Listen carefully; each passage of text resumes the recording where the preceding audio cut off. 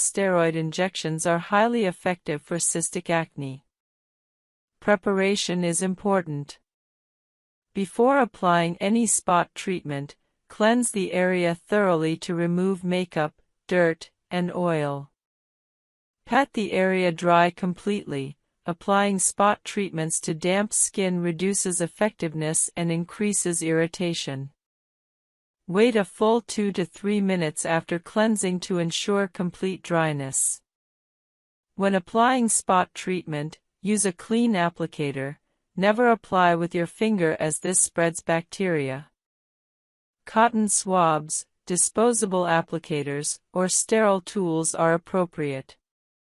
Apply a small amount directly to the pimple, covering just the lesion itself and a tiny bit of surrounding skin. Using too much spot treatment wastes product and irritates surrounding healthy skin. Spot treatment frequency depends on the product and your skin's tolerance. Salicylic acid spot treatments can typically be used twice daily, morning and evening, if your skin tolerates it. Benzoyl peroxide spot treatments should typically be used once daily initially, preferably at night, then increase to twice daily if your skin adapts well. Some very potent spot treatments are meant to be used only once or twice weekly. The less is more principle applies to spot treatments. Using more frequent applications or larger amounts doesn't accelerate healing. It only increases irritation and dryness. Consistent, moderate use is more effective than aggressive over-application. Never pick, squeeze, or extract pimples yourself unless absolutely necessary. Squeezing ruptures the follicle wall, pushing bacteria, sebum, and dead skin cells deeper into the skin. This spreads the pimple, increases inflammation, and significantly increases scarring risk. Additionally, using your fingers spreads bacteria to other areas of your face, causing more pimples. If a pimple has a visible white center and you feel you must extract it, use a professional extraction tool or, ideally, have a dermatologist perform professional extraction. If you do extract a pimple, do so properly. First, apply a warm compress for 10 minutes to soften the plug and open the pore. Use a sterile lancet or extraction tool, available at pharmacies or dermatology offices, to make a tiny puncture or use an extraction loop to gently apply pressure around the pimple. Never use fingernails. After extracting, immediately apply an antiseptic and then an acne treatment. This approach minimizes the damage compared to aggressive squeezing. Acne patches are an excellent spot treatment innovation. These hydrocolloid bandages, infused with acne-fighting ingredients like salicylic acid, are applied over pimples. They absorb pus and oil from the pimple while protecting it from external bacteria and irritation. Acne patches work best on surface pimples with visible centers rather than deep cystic acne. They're typically left on for 6 to 8 hours or overnight, providing results within 6 to 8 hours to overnight for responsive pimples. Many people use acne patches under makeup during the day or overnight. They're convenient, visible results-oriented, and non-irritating. Pimple patches containing active ingredients like salicylic acid, benzoyl peroxide, or tea tree oil are superior to regular hydrocolloid bandages. However, regular hydrocolloid bandages provide some benefit through moisture management and protection even without active ingredients. Spot treatment serums and gels remain on your skin, typically used twice daily. Apply after cleansing and before moisturizer. Common spot treatment actives include benzoyl peroxide, salicylic acid, azelaic acid, and sulfur. Choose based on your pimple type, inflammatory acne responds better to benzoyl peroxide, comedonal acne to salicylic acid. For very aggressive spot treatment, some dermatologists recommend combining low concentrations of different actives, perhaps a small amount of salicylic acid followed by a small amount of benzoyl peroxide on the same pimple. However, this should only be done if your skin tolerates it well and should be used sparingly. For most people, one spot treatment at a time is appropriate. Sulfur spot treatments are often overlooked but can be highly effective, particularly for inflammatory acne and sensitive skin. Sulfur has been used in dermatology for over a century and has proven antibacterial and anti-inflammatory properties. Some people find sulfur more tolerable than benzoyl peroxide or salicylic acid.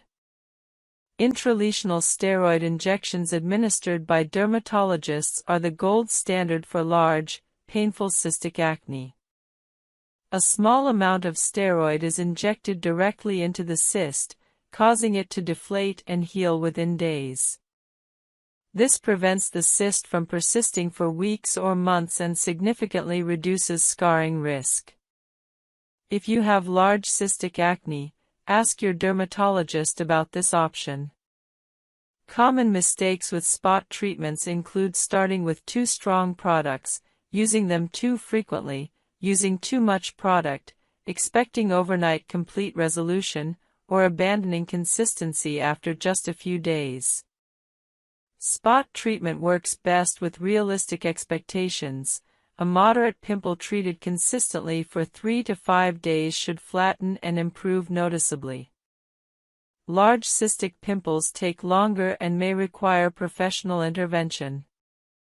Guide 10. Strategic moisturizing for acne-prone skin, hydration without triggering breakouts. One of the most common and damaging myths about acne is that people with acne shouldn't use moisturizer. This myth causes countless people to have dry, irritated, sensitive skin that's actually more prone to acne. Proper moisturizing is absolutely essential for acne-prone skin, and understanding how to moisturize without clogging pores is critical. The reality is that acne-prone skin, especially if you're using acne treatments, desperately needs moisturizer. Here's why. When your skin is dehydrated, it compensates by producing more sebum. This excess sebum actually worsens acne. Additionally, most acne treatments, salicylic acid, benzoyl peroxide, retinoids, cause dryness and irritation. Using moisturizer counteracts these side effects, allowing you to continue treatments without excessive discomfort. Finally, properly hydrated skin has a stronger barrier function, which improves overall skin health and actually reduces acne. The key to moisturizing acne-prone skin is selecting appropriate products. Look for moisturizers specifically formulated as non-comedogenic, meaning they don't clog pores or trigger acne. The ingredients matter significantly.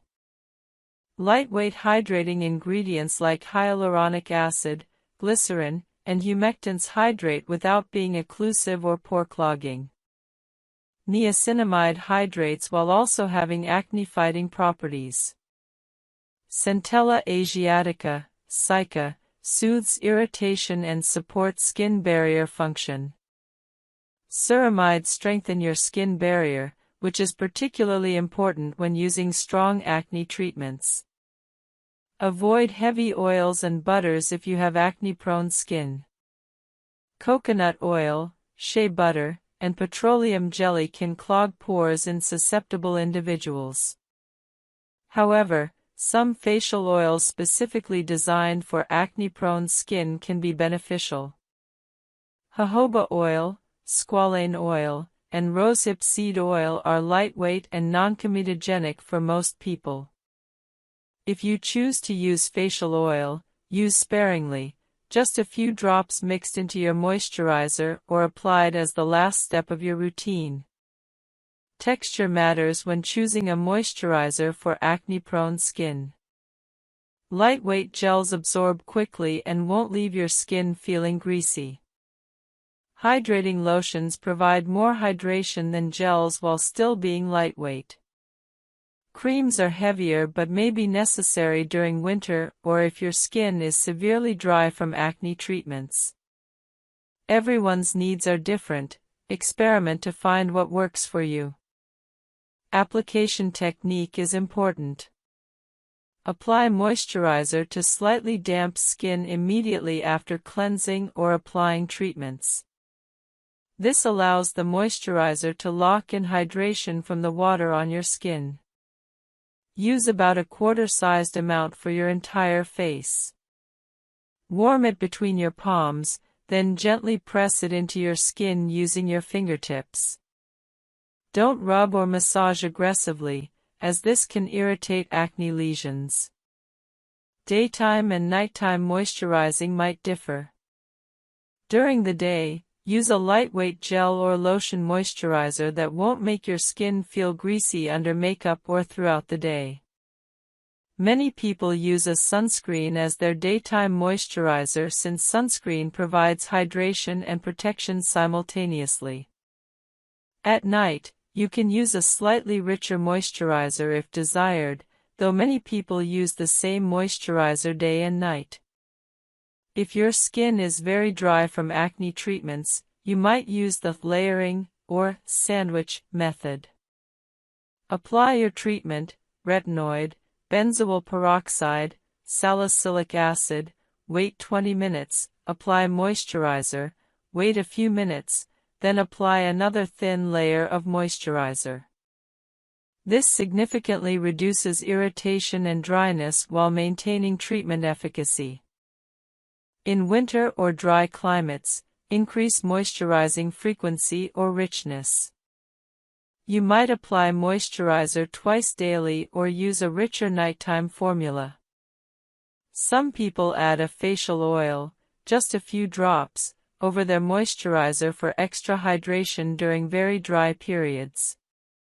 In summer or humid climates, you might reduce moisturizer richness, using only a lightweight gel. If your skin is extremely oily and acne-prone, you might feel you don't need moisturizer. However, most very oily skin is actually dehydrated.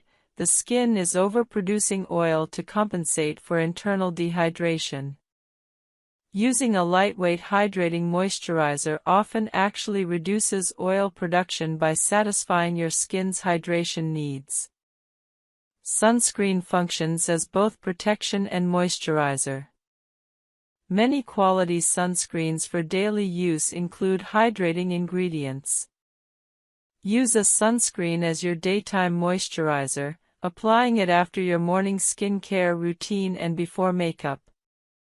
Reapply every 2 hours if you'll be in the sun, or use a sunscreen powder for convenient reapplication over makeup. Hydrating masks once or twice weekly provide intense hydration supplementing your regular moisturizer. Sheet masks or cream masks with hydrating ingredients like hyaluronic acid, glycerin, or honey can be applied for 10 to 20 minutes, then removed. This boosts hydration without requiring daily changes to your routine. It's possible to over-moisturize. Applying excessive amounts or using too rich formulas can clog pores and worsen acne. Use appropriate amounts, about quarter-sized for your face.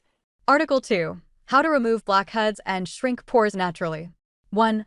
Understanding what blackheads really are. Blackheads, also known as open comedones, are one of the most common and stubborn forms of acne. They form when a pore becomes clogged with oil, sebum, and dead skin cells. Unlike whiteheads, the top of the pore remains open, allowing air to oxidize the trapped material and turn it black. They often appear in the T-zone, nose, forehead, chin, because those areas contain more sebaceous glands. While they may look small, untreated blackheads can expand pores, create dull texture, and lead to deeper breakouts. Point 2. Why do blackheads form? There's no single cause, but several key triggers combine: excess sebum production, often hormonal or genetic; dead skin accumulation, when skin doesn't shed efficiently; improper cleansing, especially heavy makeup or sunscreen residue; humidity and pollution, clog pores faster; use of comedogenic products, oils or silicones that trap debris. Understanding your triggers allows you to create an effective plan instead of using harsh or random treatments. Point 3. The myth of dirty skin. One of the biggest misconceptions is that blackheads are caused by poor hygiene. In truth, they have nothing to do with dirt. Over-cleansing or scrubbing aggressively will only irritate the skin and cause rebound oiliness. A balanced routine, not extreme cleansing, is what clears pores effectively. Point 4. Step 1. Steam to soften and open pores. Steaming is one of the most relaxing and effective first steps. How to do it? Boil water and pour into a large bowl. Add 2 to 3 drops of tea tree, eucalyptus, or chamomile oil. Place a towel over your head and lean 15 to 20 centimeters away for 5 to 7 minutes. Gently pat dry. The steam helps soften keratin plugs and improves absorption of later treatments. Point 5. Step 2. Exfoliate smartly, chemical, not physical. Instead of scrubbing with rough beads that can create microtears, use chemical exfoliants that work deep within pores. _BHA, salicylic acid oil soluble, penetrates deep into pores. Breaks down sebum. _AHA, glycolic/lactic acid water soluble, removes surface buildup and brightens. Use 2 to 3 times per week. Start slow, 0.5 to 1% BHA or 5% AHA, and always moisturize after. Point 6. Step 3. Clay masks for detox and balance. Clay masks draw out impurities and excess oil. Top types: kaolin clay, gentle, suitable for sensitive skin; bentonite clay, strong oil absorption for very oily skin; charcoal masks, absorb toxins and pollution.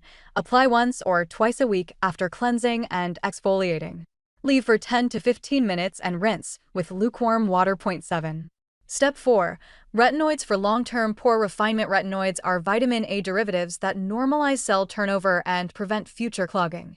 Over time, they also make pores appear smaller. Options include adapalene 0.1%, different mild, over-the-counter; tretinoin, retin-A prescription, highly effective. Start with small amounts, pea-sized, 2 to 3 nights per week, followed by a hydrating moisturizer. Point 8.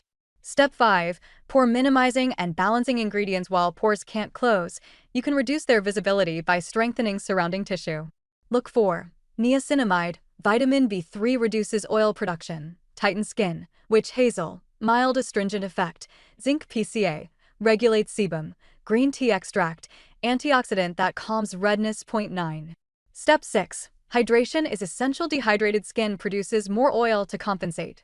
Choose a lightweight, oil-free moisturizer with hyaluronic acid or ceramides. Hydrated skin equals fewer blockages. Point 10.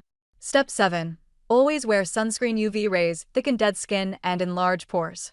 Use a broad-spectrum SPF 30+ daily. Mineral sunscreens, zinc oxide, titanium dioxide, work best for acne-prone skin. Point 11. Step 8. Don't pick or squeeze. Manual extraction can lead to scars, enlarged pores, or infections. If necessary, get professional extraction at a dermatology clinic where tools are sterilized and controlled. Point 12. Natural remedies that help, and those that don't. Some natural ingredients truly support blackhead treatment. White heavy checkmark honey and cinnamon, antibacterial and soothing. White heavy checkmark aloe vera, anti-inflammatory, helps healing. Prohibited. Avoid toothpaste or lemon juice. They irritate skin and damage barrier. Point 13. Diet and lifestyle tips. Skin health starts from within. Cut down on dairy and sugary foods. Increase insulin. More oil. Drink green tea daily. Antioxidants. Get 7 to 8 hours of sleep. Manage stress. Cortisol imbalance worsens oil production. Your skin often mirrors your overall well-being. Point 14. Weekly deep clean routine. Example: Monday, cleanse plus BHA toner; Wednesday, steam plus clay mask; Friday, gentle AHA exfoliation; Sunday, retinoid plus hydrating serum. Keep consistent. Results build week by week. Point 15. Professional treatments for stubborn blackheads. If home care isn't enough, dermatologists can help with hydrofacial. Uses vacuum extraction and hydration infusion. Microdermabrasion. Exfoliates dead cells with microcrystals. Chemical peels. Glycolic/salicylic-based peels resurface skin. Laser therapy reduces oil glands and tightens skin texture. 16. Mistakes to avoid: overwashing skin more than twice daily, using alcohol-based toners, layering too many active ingredients together, skipping moisturizer, expecting instant results. 17. The pore shrinking truth: pores have no muscles to open or close, but clean pores always look smaller. The illusion of tight pores comes from healthy barrier, low oil, and even skin tone. 18. Example routine: AM/PM. Morning. Gentle cleanser, niacinamide serum moisturizer sunscreen. Night. Oil cleanser water cleanser BHA toner retinoid. Every other night. Moisturizer. 19. Emotional aspect: confidence through clarity. Clear skin is not just aesthetic, it restores confidence. Taking care of blackheads patiently builds discipline and self-respect. Every consistent week brings smoother texture and brighter tone. 20. The 6-week transformation plan: follow this structured path. Week 1 to 2, detox and adjust to actives. Week 3 to 4, steady exfoliation plus pore tightening. Week 5 to 6, visible smoothness, less congestion. Document progress with weekly photos. You'll be amazed by the change. Article 1. The Ultimate Guide to Treating Acne and Achieving Clear, Healthy Skin. 1. Understanding what acne really is. Acne is not simply dirty skin, it's an inflammatory disorder of the sebaceous, oil, glands, and hair follicles. When excess sebum mixes with dead skin cells and bacteria, especially Cutibacterium acnes, pores become clogged, leading to blackheads, whiteheads, and pimples. Hormonal changes, stress, diet, and genetics all play roles in how severe acne becomes. 2. Different types of acne: comedonal acne, blackheads and whiteheads caused by clogged pores; inflammatory acne, red bumps and pustules when bacteria trigger inflammation; cystic acne, deep, painful nodules under the skin, the most severe form. Understanding which type you have helps determine the correct treatment plan. 3. The foundation: gentle cleansing. Cleansing twice a day is essential, once in the morning, once before bed. Use a mild, non-comedogenic cleanser that does not strip the skin's natural moisture barrier. Overwashing or scrubbing harshly triggers more oil production and irritation. Recommended ingredients: salicylic acid, BHA exfoliates inside pores, dissolving excess oil; benzoyl peroxide kills acne-causing bacteria and reduces inflammation; green tea or aloe vera extracts soothe redness and calm sensitive skin. 4. Exfoliation: the secret to clear pores: exfoliate 2 to 3 times per week with chemical exfoliants like AHAs, glycolic acid, lactic acid, or BHAs, salicylic acid. Avoid physical scrubs with rough particles that can create microtears. Proper exfoliation removes dead cells, allowing treatments and moisturizers to penetrate more effectively. 5. Moisturizing is not optional. Even oily or acne-prone skin needs hydration. When the skin barrier dries out, oil glands overcompensate, worsening breakouts. Look for lightweight gel or lotion-based moisturizers. Labels such as oil-free, non-comedogenic, and fragrance-free ingredients like hyaluronic acid and ceramides help maintain barrier strength. 6. Sun protection: sunscreen is often neglected, yet it's one of the most powerful tools against acne, scarring, and premature aging. UV rays worsen hyperpigmentation and slow healing. Choose broad-spectrum SPF 30 or higher oil-free mineral formulas, zinc oxide/titanium dioxide. Apply every morning and reapply every 2 to 3 hours outdoors. 7. Spot treatments that actually work: when a pimple appears, resist the urge to pop it. Instead, apply a targeted treatment: 2.5% benzoyl peroxide gel for bacteria and swelling, 2% salicylic acid to clear the pore, sulfur masks for reducing oil, and redness; hydrocolloid patches overnight to absorb pus and protect the wound. 8. Managing hormonal acne: adult women often struggle with jawline or chin breakouts due to fluctuating estrogen and progesterone. Helpful strategies: track your cycle to anticipate flare-ups. Discuss birth control pills or spironolactone with a dermatologist. Both regulate hormonal oil production. Reduce high glycemic foods that spike insulin, which indirectly increases sebum output. 9. Nutrition and lifestyle factors: diet doesn't cause acne directly, but strongly influences inflammation and hormone balance. Tips: limit dairy and refined sugars. Both may trigger acne in sensitive individuals. Eat plenty of omega-3 fatty acids, salmon, walnuts, flaxseed. Stay hydrated. Dehydration thickens sebum. Sleep 7 to 8 hours nightly and manage stress with exercise or meditation. Cortisol spikes can worsen breakouts. Point 10. Professional treatments. When over-the-counter options fail, dermatologists can tailor stronger therapies. Topical retinoids, adapalene, tretinoin speed cell turnover, unclog pores, fade scars. Antibiotics, clindamycin. Doxycycline short-term use to calm severe inflammation. Isotretinoin. Accutane for resistant cystic acne requires close monitoring but can permanently reduce oil production. Chemical peels or microneedling. Resurface skin texture and lighten scars. Point 11. Treating acne scars and pigmentation. Even after acne clears, lingering scars or dark spots remain. Options include niacinamide and vitamin C serums for brightening, retinoids to stimulate collagen repair, laser treatments, fractional CO2. IPL for deep scarring, consistent sunscreen use, UV exposure darkens scars. Point 12. Common mistakes to avoid over-cleansing or using alcohol-based toners. Strips barrier, causes rebound oil. Popping pimples drives bacteria deeper, leads to scars. Mixing too many actives, irritation and redness from ingredient conflicts. Skipping moisturizer, dehydration triggers more oil. Ignoring lifestyle stressors, chronic stress equals chronic acne. Point 13. Building a simple, sustainable routine. Morning, gentle cleanser treatment, salicylic acid or niacinamide, lightweight moisturizer sunscreen. Evening, makeup remover or gentle cleanser exfoliant, 2-3 times/week. Or retinoid moisturizer. Keep it simple. Consistency, complexity. Point 14. Acne across age groups. Teens, usually hormonal, excess oil.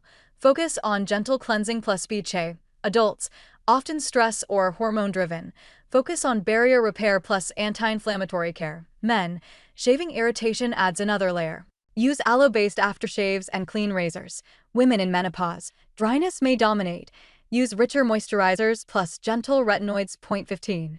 Myths versus facts. Myth: reality. Acne comes from poor hygiene. It's primarily hormonal and genetic. Only teenagers get acne. Many adults, even in their 40s, struggle. Tanning clears acne. Sun damage worsens it. Long-term toothpaste heals pimples. It irritates and can burn skin. Natural equals safe. Essential oils may clog pores or cause allergies. 16. When to see a dermatologist. If acne causes scarring, pain, or emotional distress, seek professional help. Early treatment prevents permanent marks. Dermatologists can combine prescription medications with in-office therapies for faster, lasting results. Point 17. Special situations. Pregnancy, avoid retinoids and high-dose salicylic acid. Ask about azelaic acid or glycolic acid instead. Sensitive skin, use lower concentrations, e.g., 0.5% salicylic acid, and patch test new products. Athletes, shower immediately after sweating to prevent sweat acne. Folliculitis. Point 18. The emotional side of acne. Acne often lowers confidence, especially in social or professional settings. Remember that nearly everyone experiences skin issues. Focus on long-term care and emotional well-being. Therapy, mindfulness, or supportive communities can reduce stress-related breakouts. Point 19. Minimalism and consistency. The most effective skincare is the one you can stick to daily. Don't chase every viral product. Introduce one new item at a time, monitor results for 4 to 6 weeks, and avoid product hopping. Real transformation takes patience. Point 20. Long-term prevention. Once acne improves, maintain your skin with balanced diet and hydration, regular cleansing and sunscreen, occasional exfoliation, avoiding particularly when combined with topical treatments and possibly birth control pills. Lifestyle factors significantly impact hormonal acne. Stress increases cortisol production, which increases androgen activity and sebum production. Implementing stress reduction techniques like meditation, yoga, regular exercise, and adequate sleep improves hormonal balance and acne. Regular aerobic exercise appears particularly beneficial for hormonal regulation. Diet influences hormonal acne through multiple mechanisms. High glycemic foods spike blood sugar and insulin, stimulating sebaceous gland activity and androgen production. Reducing refined carbohydrates and sugar while increasing complex carbohydrates, fiber, and whole foods helps regulate blood sugar and improve acne. Some research suggests dairy products, particularly skim milk, may trigger acne through hormonal pathways. Reducing dairy or switching to hormone-free milk might help if dairy appears to worsen your acne. Insulin resistance, common in women with PCOS, worsens hormonal acne. Reducing refined carbohydrates and sugar, eating regular meals with balanced macronutrients, and maintaining healthy body weight improves insulin sensitivity and can significantly reduce acne. Adding inositol supplementation may help with insulin resistance in some women. Discuss this with your healthcare provider. When to consider professional treatment for hormonal acne. If your acne is severe, widespread, or causes significant psychological distress, see a dermatologist and gynecologist together. If topical treatments haven't adequately controlled your acne after 3 months of consistent use, discuss systemic treatment options. If you suspect hormonal imbalances, irregular periods, excessive hair growth, fertility issues, see both specialists. Guide 8. Natural and evidence-based home remedies for mild to moderate acne. While prescription and over-the-counter acne treatments are scientifically validated and highly effective, several natural ingredients have research supporting their acne-fighting properties. These natural remedies can supplement professional treatments or be used alone for mild acne. Understanding which natural ingredients are evidence-based versus marketing hype is crucial. Tea tree oil is one of the most researched natural acne remedies. Multiple studies demonstrate its antibacterial and anti-inflammatory properties. Tea tree oil kills acne-causing bacteria and reduces inflammation associated with pimples. However, undiluted tea tree oil is irritating and can cause contact dermatitis, redness, and dryness. Always dilute tea tree oil with a carrier oil like coconut oil, jojoba oil, or argan oil before applying to skin. A typical dilution is 5 to 10% tea tree oil mixed with carrier oil. Apply this diluted mixture as a spot treatment to individual pimples using a cotton swab. Don't apply to your entire face, as this may be overly drying. Aloe vera has well-documented anti-inflammatory and antimicrobial properties.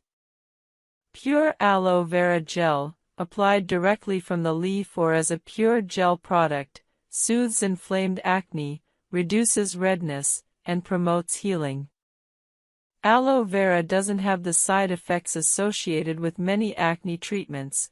It won't dry your skin excessively or cause irritation. Apply pure aloe vera gel as a spot treatment or all over your face as a lightweight moisturizer. Most people tolerate aloe vera well, though some experience mild irritation. If you're allergic to plants in the Liliaceae family, lilies, onions, garlic, you might react to aloe. Honey, particularly raw and manuka honey, has antimicrobial, anti-inflammatory, and healing properties. Raw honey contains enzymes and compounds that fight bacteria and reduce inflammation. It's gentle and suitable even for sensitive skin. Apply raw honey as an occasional face mask. Mix a small amount with water to create a spreadable consistency. Apply to clean skin for 10 to 15 minutes, then rinse with lukewarm water. You can do this 1 to 2 times weekly. Some people apply honey directly to pimples as a spot treatment. Honey is gentle, affordable, and many people find it effective for mild acne. Green tea contains powerful antioxidants called catechins that have antibacterial, anti-inflammatory, and sebum-reducing properties. Studies demonstrate that topical green tea application reduces acne severity. Brew strong green tea, allow it to cool completely, and use it as a rinse after cleansing, as a toner, or apply it to your face with a cotton pad. Alternatively, use a face mask or moisturizer containing green tea extract. Many commercial skincare products now include green tea for its antioxidant benefits. Most people tolerate green tea topically well, though those with sensitive skin might experience mild dryness. Zinc supplements taken orally may reduce acne severity, particularly in people who are zinc deficient. Zinc plays roles in immune function, wound healing, and anti-inflammatory processes. Studies show mixed results, but some demonstrate zinc supplementation improves acne, particularly in conjunction with other treatments. Typical zinc supplementation for acne is 25 to 50 mg daily. However, excessive zinc supplementation can cause nausea and copper deficiency, so don't exceed recommended doses without medical guidance. Consult your doctor before starting zinc supplements, particularly if you take other medications. Niacinamide, vitamin B3, is a natural compound with antibacterial, anti-inflammatory, and sebum-regulating properties. While available in supplements, topical niacinamide is more relevant for acne. Many skincare products now include 4 to 5% niacinamide. Studies demonstrate that niacinamide reduces sebum production and acne lesions with minimal irritation. It's suitable even for very sensitive skin and works well alongside other treatments. Azelaic acid, a naturally occurring compound found in grains like barley and rye, has proven antibacterial and anti-inflammatory properties. It's more commonly available as a prescription medication, Azelaic, Phenacea, or in over-the-counter products, but azelaic acid is naturally derived. It's particularly effective for post-inflammatory hyperpigmentation and rosacea-related acne. Dietary changes based on research can improve acne. Eating antioxidant-rich foods like berries, dark chocolate, and colorful vegetables reduces inflammation throughout your body, including your skin. Omega-3 fatty acids from fish, walnuts, and ground flax seeds have anti-inflammatory effects and may reduce acne. Increasing fiber intake through whole grains and vegetables improves digestion and may improve skin. Reducing sugar and refined carbohydrates reduces blood sugar spikes that worsen acne. Hydration deserves special mention. Drinking adequate water, about 8 to 10 glasses daily, maintains skin hydration from within, supports detoxification, and promotes overall skin health. While water alone won't cure acne, adequate hydration is fundamental to clear skin. Sleep is profoundly important. During sleep, your body releases growth hormone and reduces cortisol, supporting skin repair and reducing inflammation. Poor sleep increases cortisol, promotes inflammation, and worsens acne. Consistently getting 7 to 9 hours of quality sleep significantly improves skin health and acne. Stress reduction through meditation, yoga, deep breathing, or regular exercise reduces cortisol and inflammation, directly improving acne.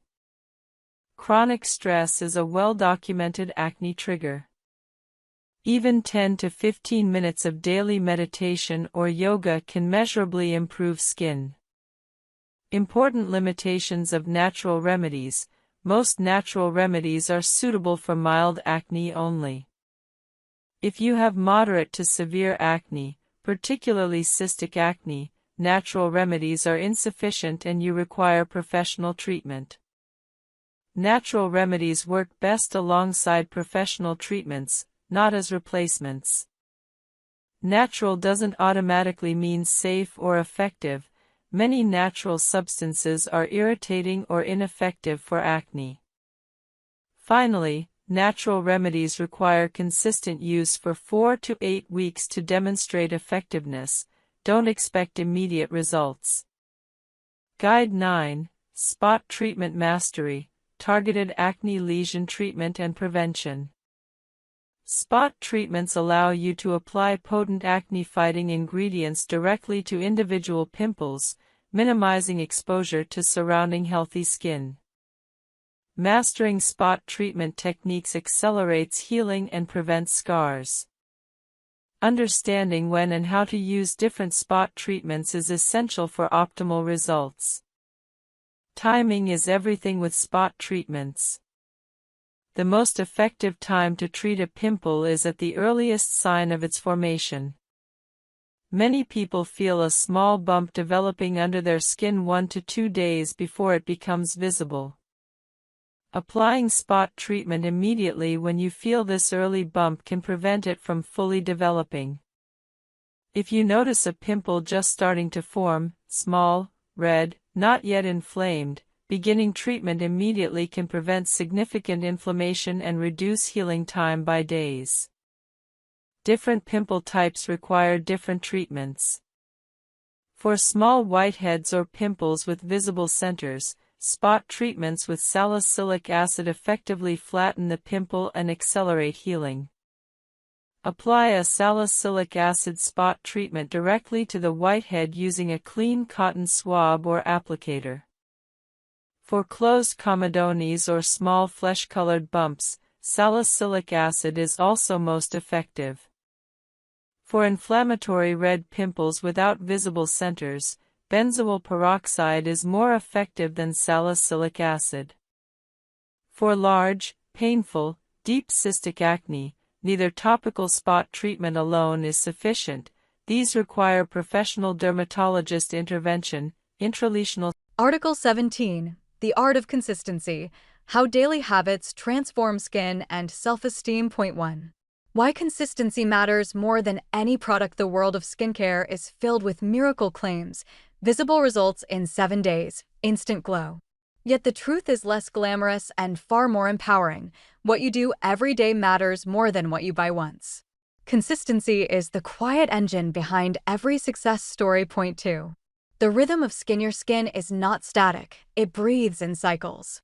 Every cell lives, dies, and renews within about a month. Oil fluctuates daily, hydration shifts hour to hour. When you synchronize care with this biological rhythm, healing becomes inevitable. Point 3. Habits are stories we tell our skin. Each repeated gesture, washing, moisturizing, protecting, teaches your skin what to expect. A steady routine tells it you are safe, you can heal.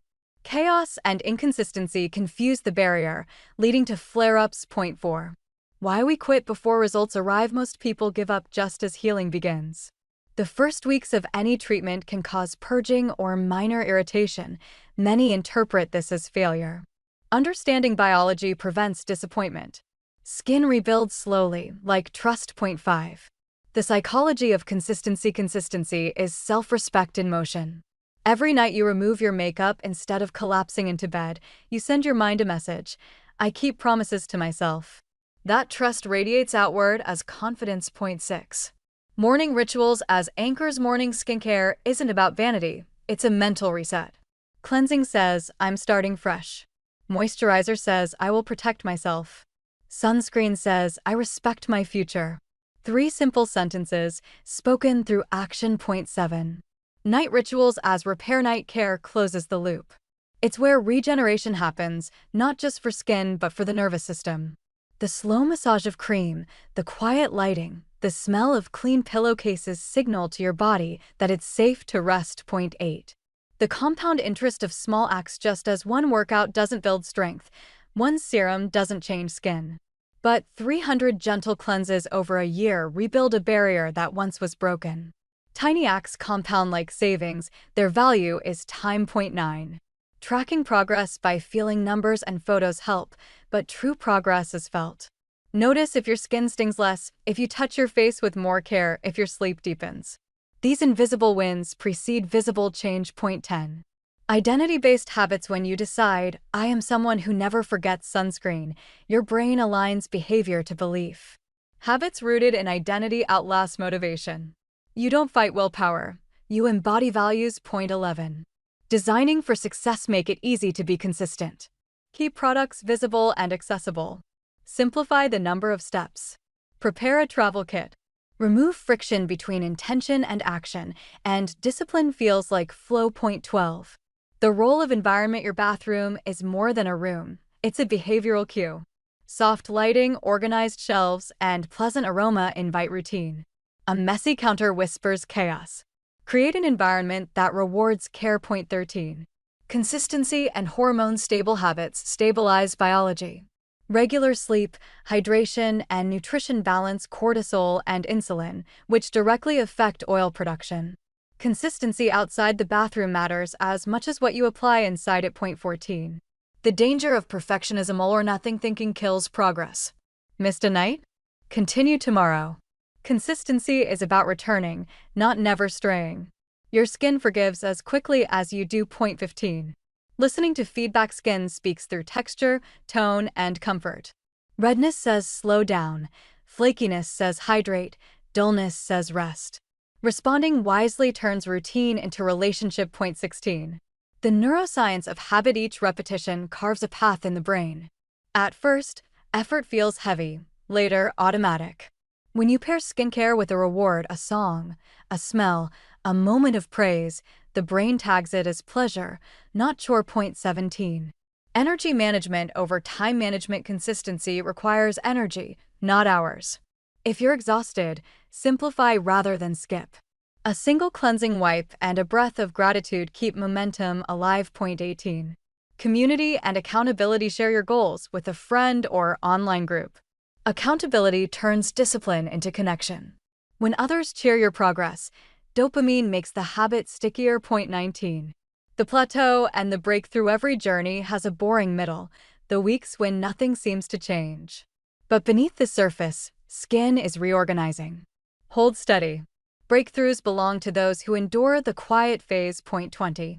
Minimalism is mastery. Experts often return to basics: cleanser, moisturizer, sunscreen. Simplicity reduces decision fatigue and irritation.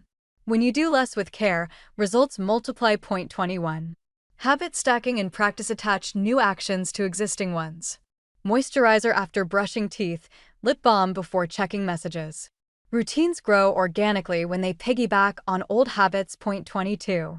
The nutrition connection. Every meal is a message to your skin. Antioxidants, omega-3 fats, and hydration fuel cell repair. Processed sugar and alcohol undo weeks of effort. Consistency in diet amplifies skincare's power. Point 23. Sleep, the silent step. Sleep is not a luxury, it's a treatment. During deep sleep, growth hormone repairs tissue and circulation improves. Regular sleep times create predictable healing windows. Point 24.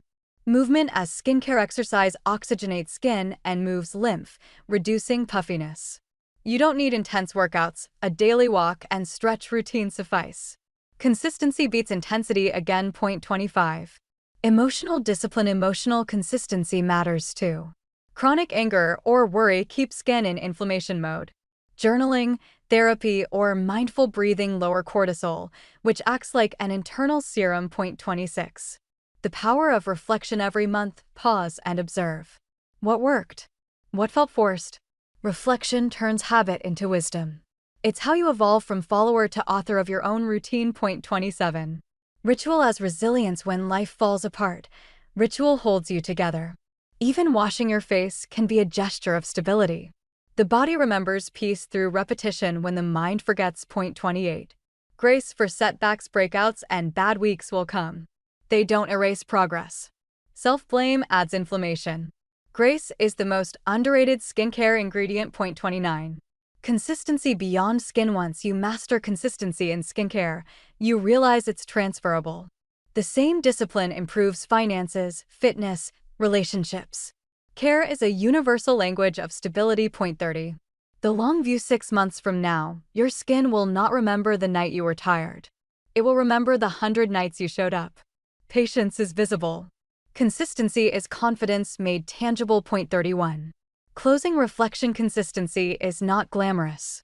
It's quiet, ordinary, and invisible, until one morning you catch your reflection and see clarity where chaos used to be. Then you understand, Discipline was never about restriction. It was a form of love. Article 18. The journey to healthy skin, learning patience, presence, and self-trust equals. There's a quiet truth that most people never tell you about skincare. Healing your skin is not a race, it's a relationship. And like all relationships, it needs time, communication, and forgiveness. In an age that measures progress by before and after photos, patience feels outdated, but patience is exactly what your skin has been waiting for. Every cell inside you works on its own rhythm. When you finally slow down enough to move at that rhythm, healing begins. Your skin is not a surface. It's an organ, the largest one you have, and it listens to your emotions more closely than you think. Every spike of stress, every restless night, every small moment of kindness changes it. The language of the skin is subtle: warmth, sensitivity, dryness, color, texture. These are not problems to fix, but signals to read. When you treat your skin like a conversation instead of a project, it starts to trust you again. We've been conditioned to believe that beauty means speed. Fast results, quick fixes, visible glow in 7 days. But the truth is that real skin healing never happens under pressure. Think of how a wound closes slowly, quietly, one layer at a time. If you pick at it, it scars. If you let it be, it rebuilds stronger than before. The same law applies to acne, sensitivity, hyperpigmentation, or aging. You can't rush biology. You can only cooperate with it. There's a difference between control and care. Control says, I need to fix this now. Care says, I'm here for as long as it takes. One creates anxiety, the other builds peace. When you start approaching skincare from a place of support instead of frustration, something beautiful happens. The skin softens, the jaw unclenches, breathing deepens. Healing stops being a goal and becomes a natural side effect of calm. Presence is another forgotten ingredient in skincare. Many people wash their face like they're late for something else. But when you pay attention, the temperature of the water, the weight of your hands, the rhythm of your breath, those 2 minutes of cleansing become meditation. You reconnect with your body through touch. You remind yourself that you exist beyond screens and schedules. This simple awareness nourishes your nervous system, and the nervous system, in turn, nourishes the skin. We often underestimate how much emotion the skin carries. Blushing, sweating, breaking out, paling, all of these are expressions of inner states. When you calm your thoughts, your skin literally changes color and tone. Stress hormones constrict blood vessels and suppress healing. Peace expands circulation and oxygen. So when someone says, you look radiant today, what they really mean is that your nervous system is finally exhaling. Patience in skincare is hard because we live surrounded by instant feedback.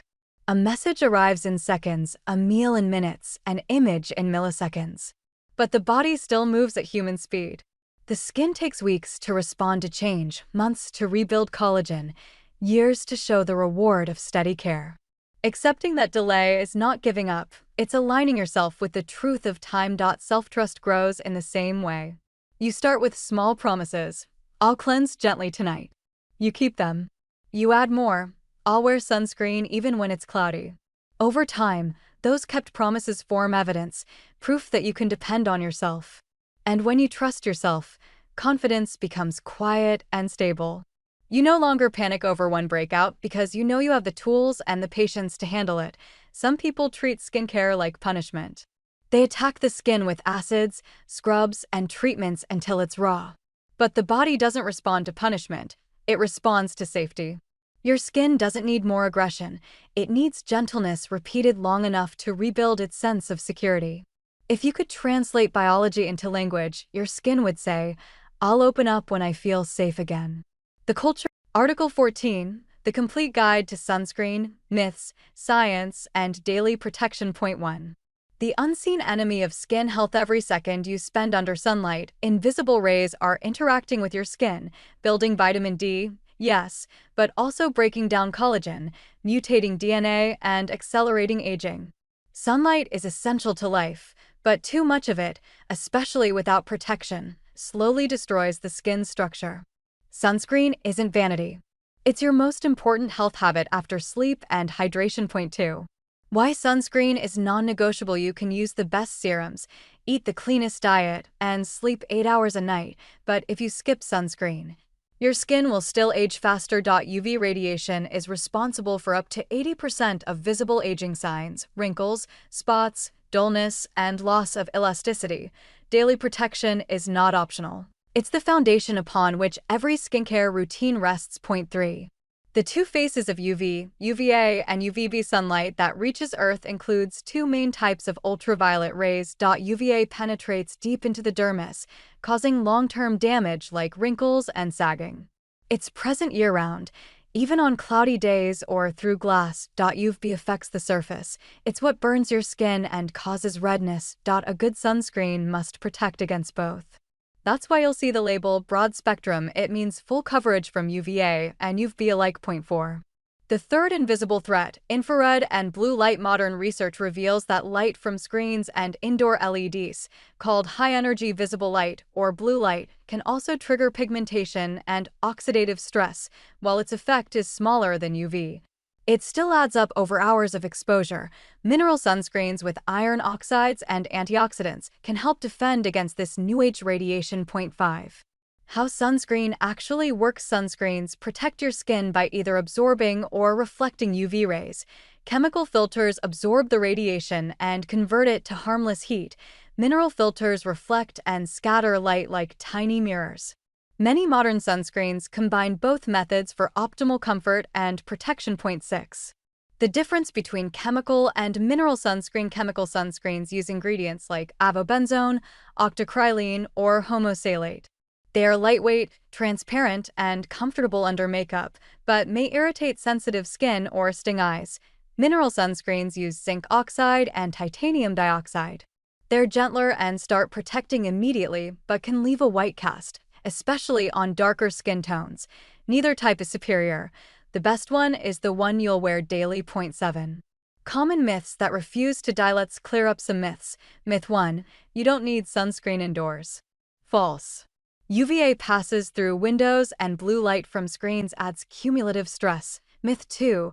Dark skin doesn't need sunscreen. False. Melanin provides some protection, but not against aging or uneven tone. Myth 3. Sunscreen blocks vitamin D. Barely true. You still absorb vitamin D through unprotected areas or short sun exposure. The benefits of sunscreen far outweigh the tiny reduction. Myth 4. Sunscreen makes you break out. Only if the formula is comedogenic or too rich for your skin type.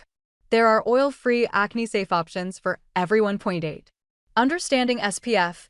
The misunderstood number SPF stands for Sun Protection Factor and measures protection from UVB rays only, not UVA. SPF 15 blocks about 93% of UVB rays. SPF 30 blocks 97%, and SPF 50 blocks 98%. Higher numbers give slightly more protection, but not dramatically. What matters more is proper application and reapplication, not chasing SPF 100.9. How much sunscreen you actually need. Most people apply only half of what's necessary. The correct amount for your face and neck is about 1 teaspoon or 2 full finger lengths. For your entire body, use roughly 1 shot glass, about 30 milliliters.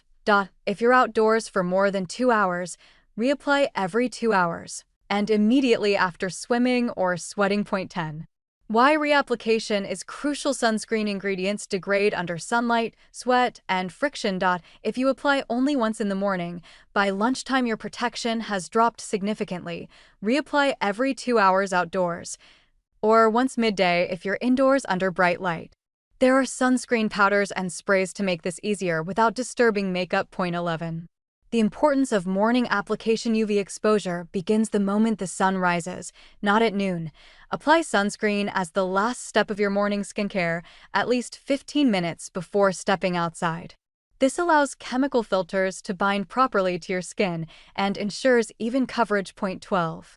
What happens when you skip sunscreen? Skipping sunscreen doesn't hurt immediately, but over time, damage accumulates silently. Collagen breaks down, DNA mutates, and pigmentation becomes uneven.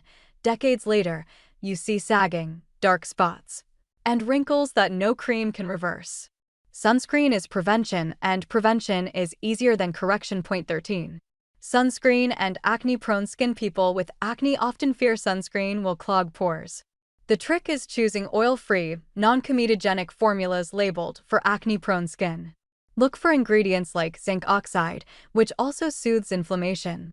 Avoid rich creams and heavy silicones. Gel-based or fluid sunscreens absorb fast, leaving no residue, perfect for oily skin types. 14. Sunscreen and sensitive skin. If your skin stings or burns when applying sunscreen, you're likely reacting to chemical filters or fragrance. Switch to 100% mineral formulas with zinc oxide or titanium dioxide. They're gentler and double as physical barriers against pollution. Look for labels that say fragrance-free and for sensitive skin. 15. The role of antioxidants in sun defense. Even the best sunscreen blocks only about 98% of UV rays. The remaining 2% still causes oxidative stress. That's where antioxidants like vitamin C, green tea, and niacinamide come in. They neutralize free radicals and complement your sunscreen's protection. Think of antioxidants as sunscreen's bodyguards. 16. Makeup with SPF. Helpful but incomplete. Foundation or BB cream with SPF is not enough on its own. You would need 10 times more product than normal to get the labeled protection. Always use a dedicated sunscreen under makeup. Afterward, makeup with SPF is a nice bonus, but not a substitute. 17. Water resistance and sweat. Some sunscreens are labeled water resistant. This doesn't mean waterproof. It simply means they maintain their SPF for 40 to 80 minutes when exposed to water or sweat. If you're swimming or exercising outdoors, reapply as soon as you towel dry. Always err on the side of caution. No sunscreen lasts forever. 18. Sunscreen for different environments. If you're mostly indoors, a lightweight SPF 30 is enough. If you spend long hours outdoors, use SPF 50 or higher with broad spectrum coverage. At the beach or in high altitude, choose water-resistant formulas with antioxidants. Adapt your sunscreen like you adapt clothing, according to your environment. 19. The hidden areas most people miss. People commonly forget to apply sunscreen to the ears, neck, eyelids, lips, and hands. These areas age faster because of cumulative sun exposure. Use lip balms with SPF. And apply sunscreen behind the neck and on the tops of your feet if you wear sandals. 20. Sunscreen for hair and scalp. Your scalp can burn just like your skin. For thin hair or bald spots, use SPF sprays or wear a hat. Some hair products also include UV filters to protect color and reduce dryness. Healthy hair starts with a protected scalp. 21. Sunscreen and the planet. There's growing concern about certain chemical sunscreens affecting coral reefs. If you swim in the ocean, choose reef-safe formulas that exclude oxybenzone and octinoxate. Mineral sunscreens are generally more eco-friendly. Protecting your skin shouldn't harm the planet that gives you sunlight. 22. Sunscreen for children. Children's skin is thinner and more sensitive. For babies under 6 months, shade and clothing are safer than sunscreen. For older kids, use mineral-based SPF 30 or higher and reapply often. Make sunscreen part of their daily routine early. Habits formed young last for life. Article 15. The Psychology of Skincare. How Self-Care Heals More Than Skin. 1. When skincare becomes something deeper. Skincare is often treated as vanity, a surface-level routine of bottles and creams. But for many people, it's something far more meaningful. It's a moment of silence in a noisy world, a private ritual that says, I'm worth taking care of. Behind every gentle cleanse or layer of moisturizer lies something deeply human, the need to nurture, to restore, to reconnect with oneself. 2. The mirror and the mind. The mirror can be a source of confidence or anxiety.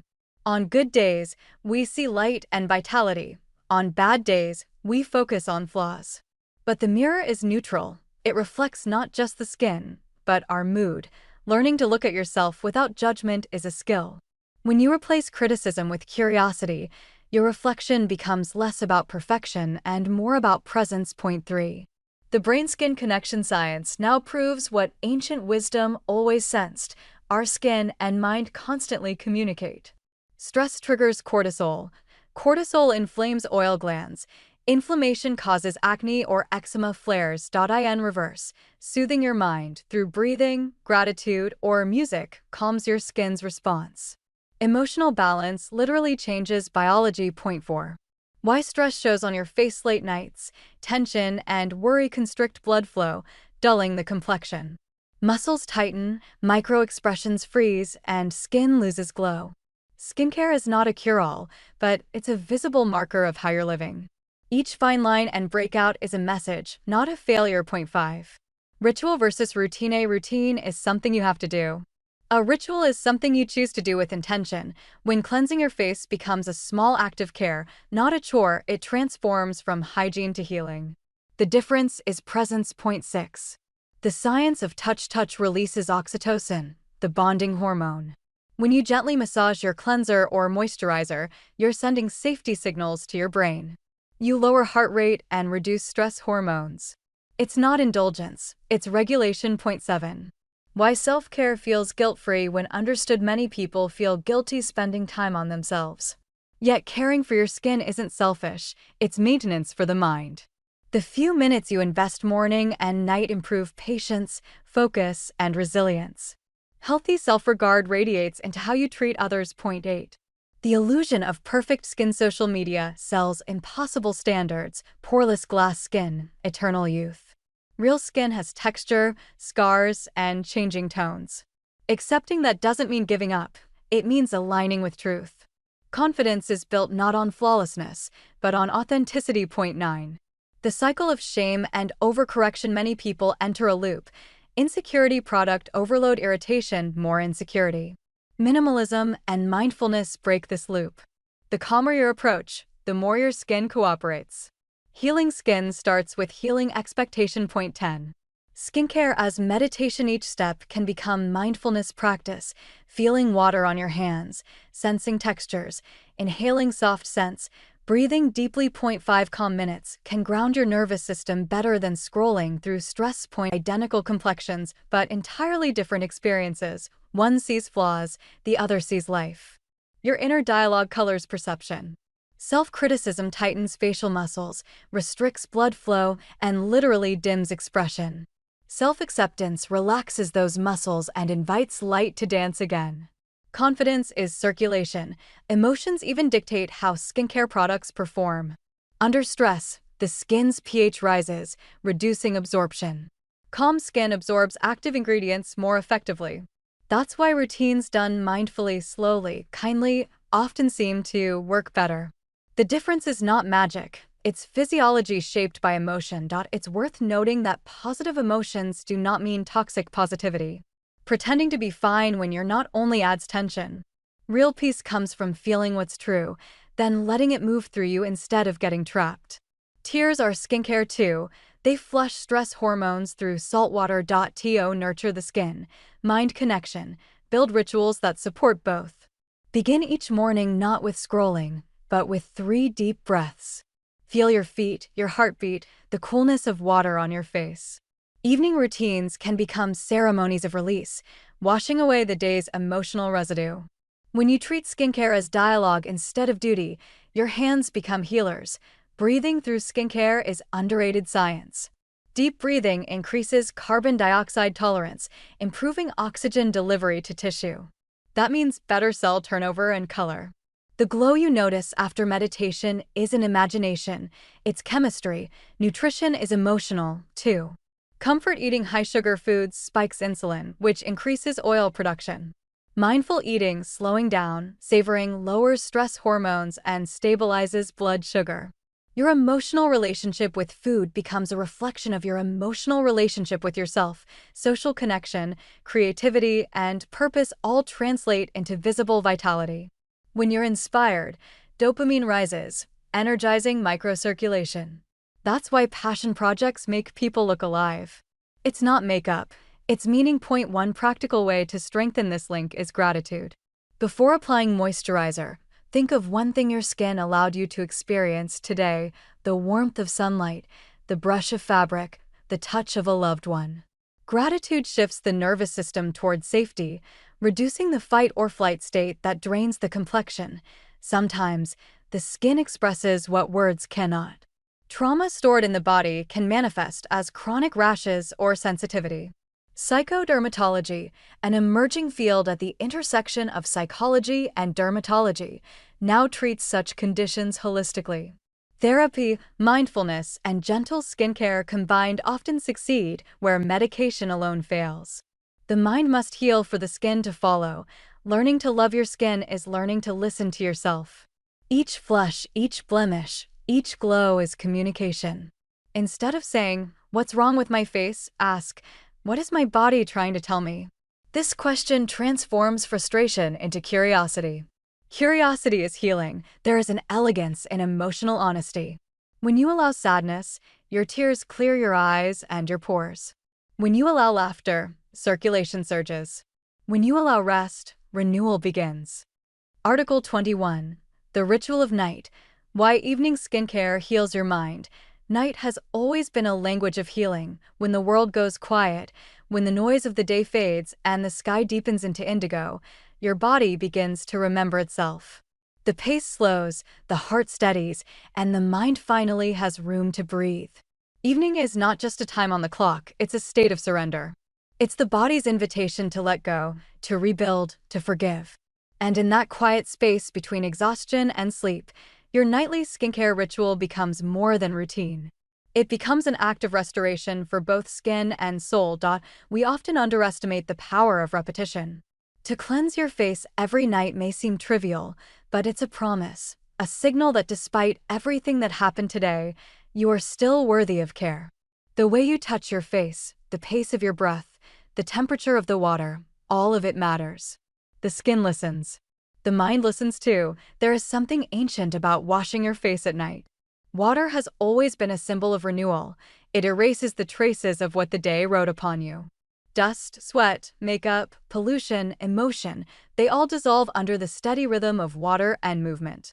In those few minutes, you perform one of humanity's oldest rituals, cleansing as rebirth. You're saying, without words, I release what no longer serves me.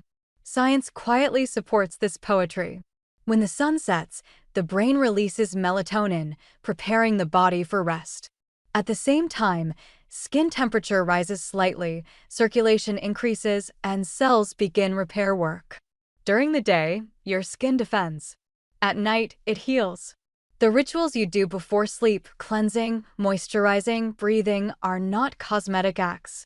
They are biological collaborations with time. The nervous system remembers touch. When your hands move gently across your skin, you stimulate mechanoreceptors that signal safety to the brain. The parasympathetic system responds by lowering heart rate and cortisol. Within moments, your inner chemistry shifts from fight or flight to rest and repair. The simple act of applying cream can calm your entire physiology if done with presence. Presence is the real luxury. Many people rush through their night routines as though it's one more chore between screens and sleep. But the difference between skincare and self-care is attention.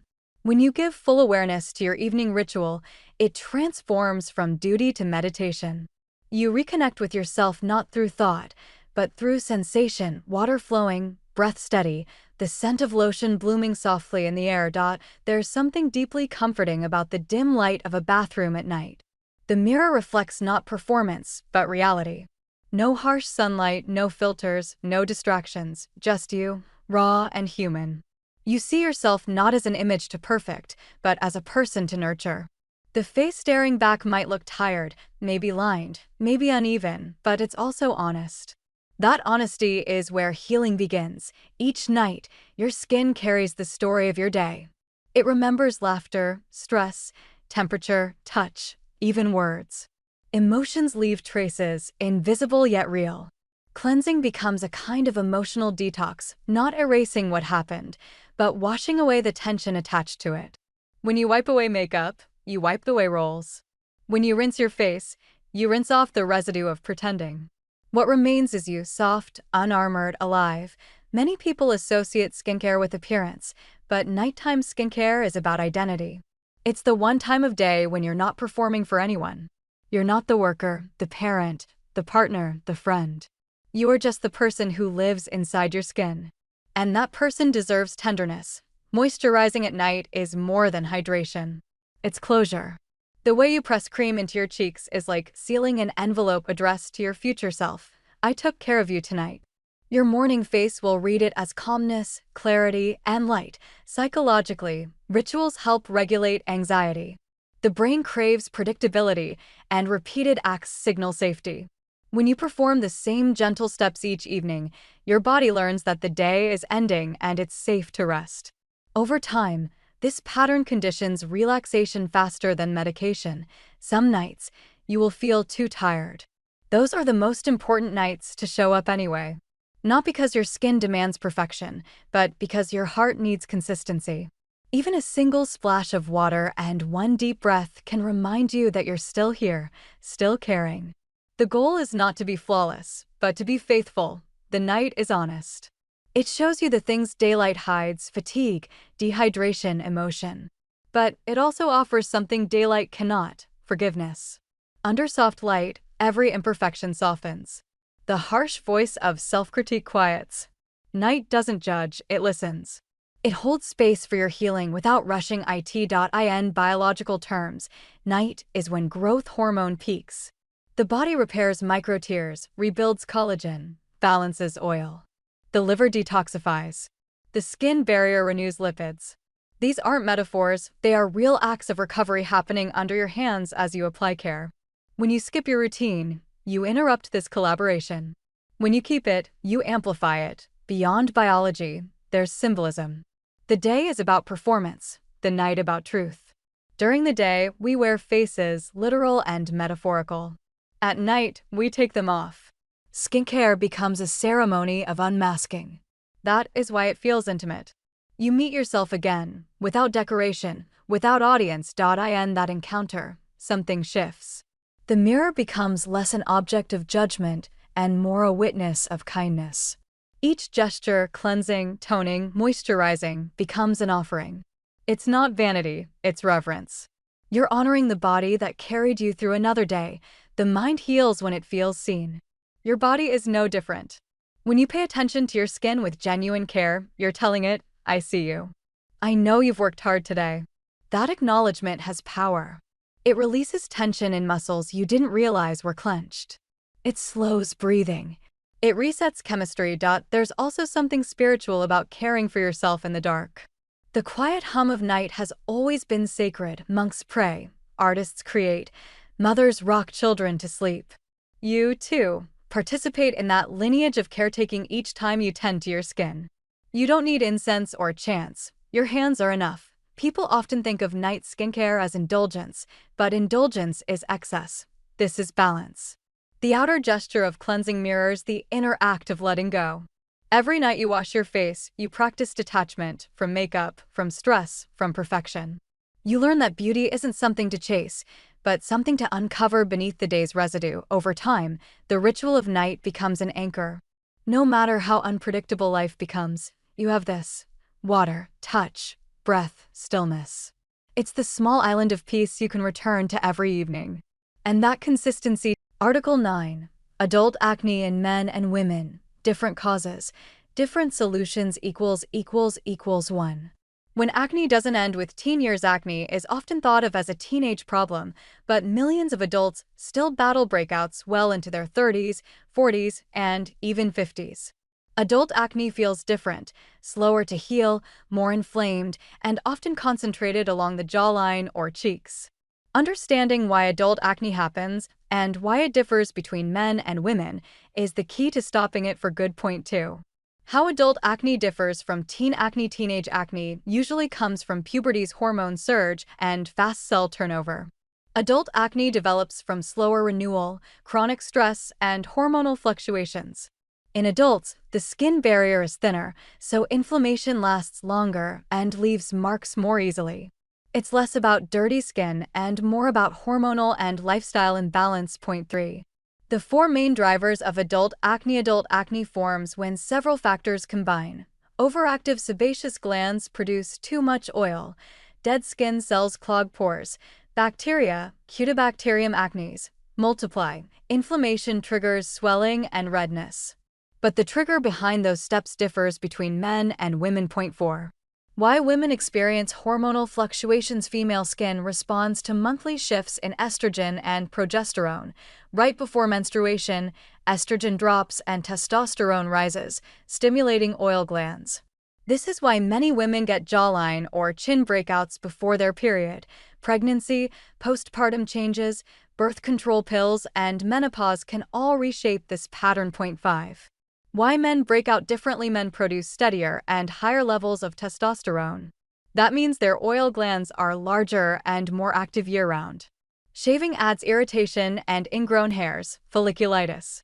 For men, acne usually appears on the forehead, back, and neck, areas with dense oil glands and friction from collars or helmets. Point 6.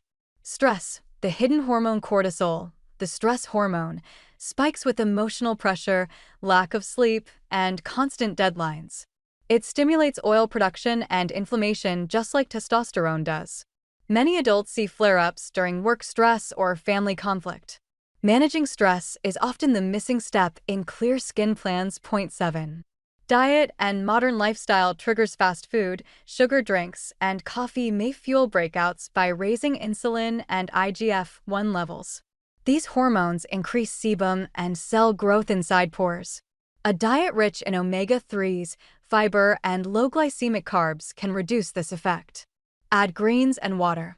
Cut sugar and dairy. It's simple but powerful. Point 8.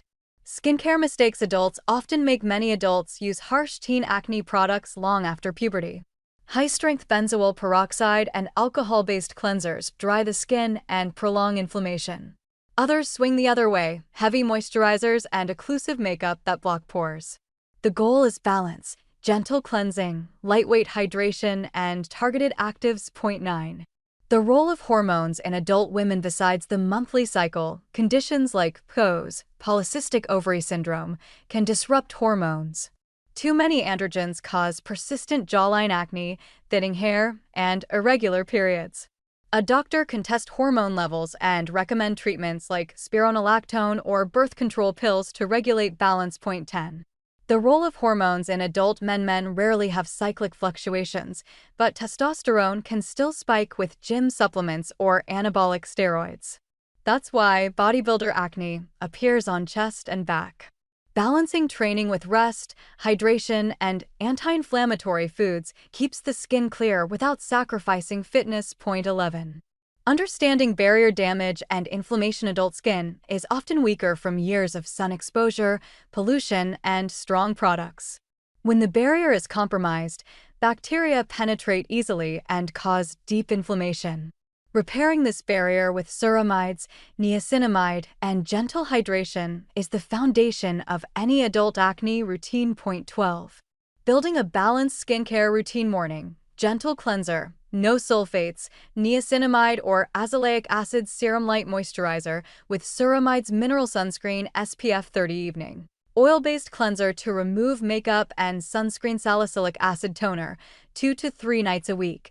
Retinoid or adapalene barrier repair cream. Keep it consistent for at least 8 to 12 weeks to see stable results. Point 13.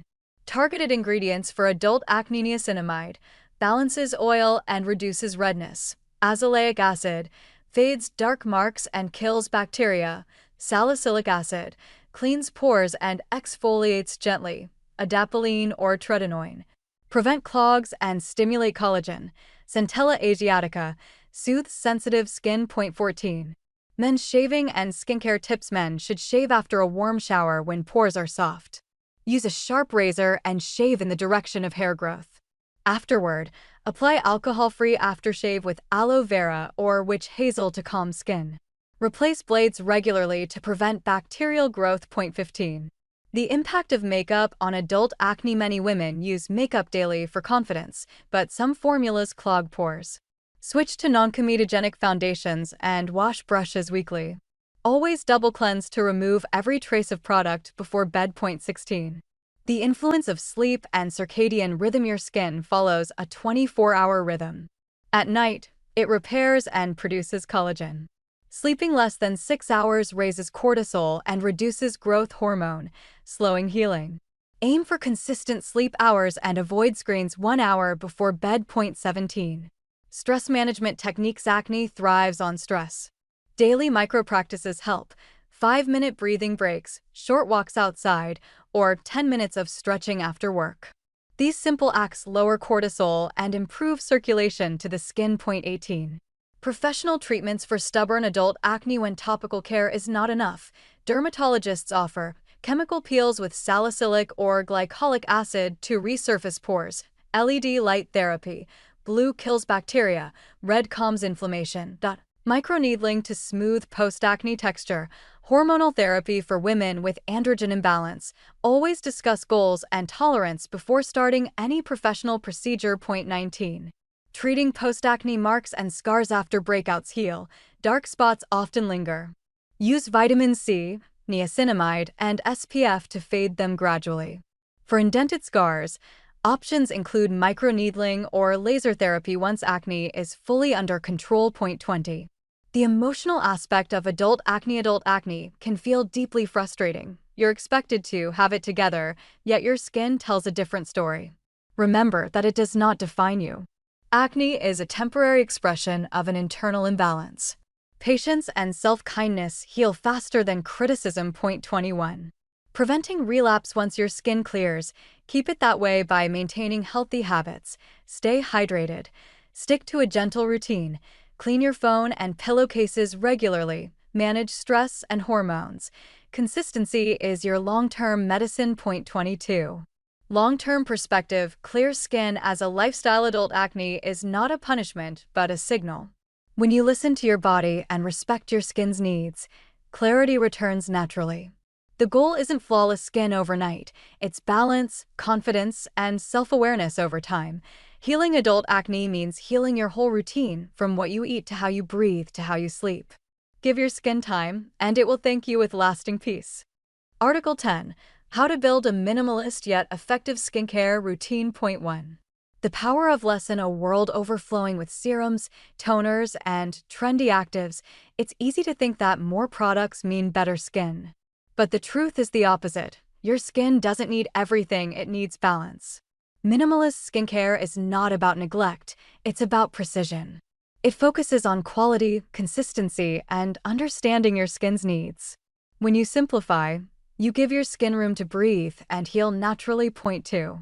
Why overcomplicated routines fail. Many people layer 8 to 10 products, hoping to accelerate results. Instead, they overload the skin, causing irritation, sensitivity, and barrier damage. When too many active ingredients compete, your skin becomes confused, inflamed, red, or flaky. A minimalist routine brings back order, ensuring every step has purpose. 3. Understanding what your skin actually needs. All skin types share 3 fundamental needs: cleansing, moisturizing, and protecting. Everything else, exfoliation, actives, treatments, are add-ons. Start with these 3 pillars before expanding. Once your foundation is solid, improvements come naturally. 4. Step 1. Know your skin type. Minimalism doesn't mean doing the same thing as everyone else. It means knowing what works for you. Oily skin needs balance, not stripping. Dry skin needs hydration and lipid support.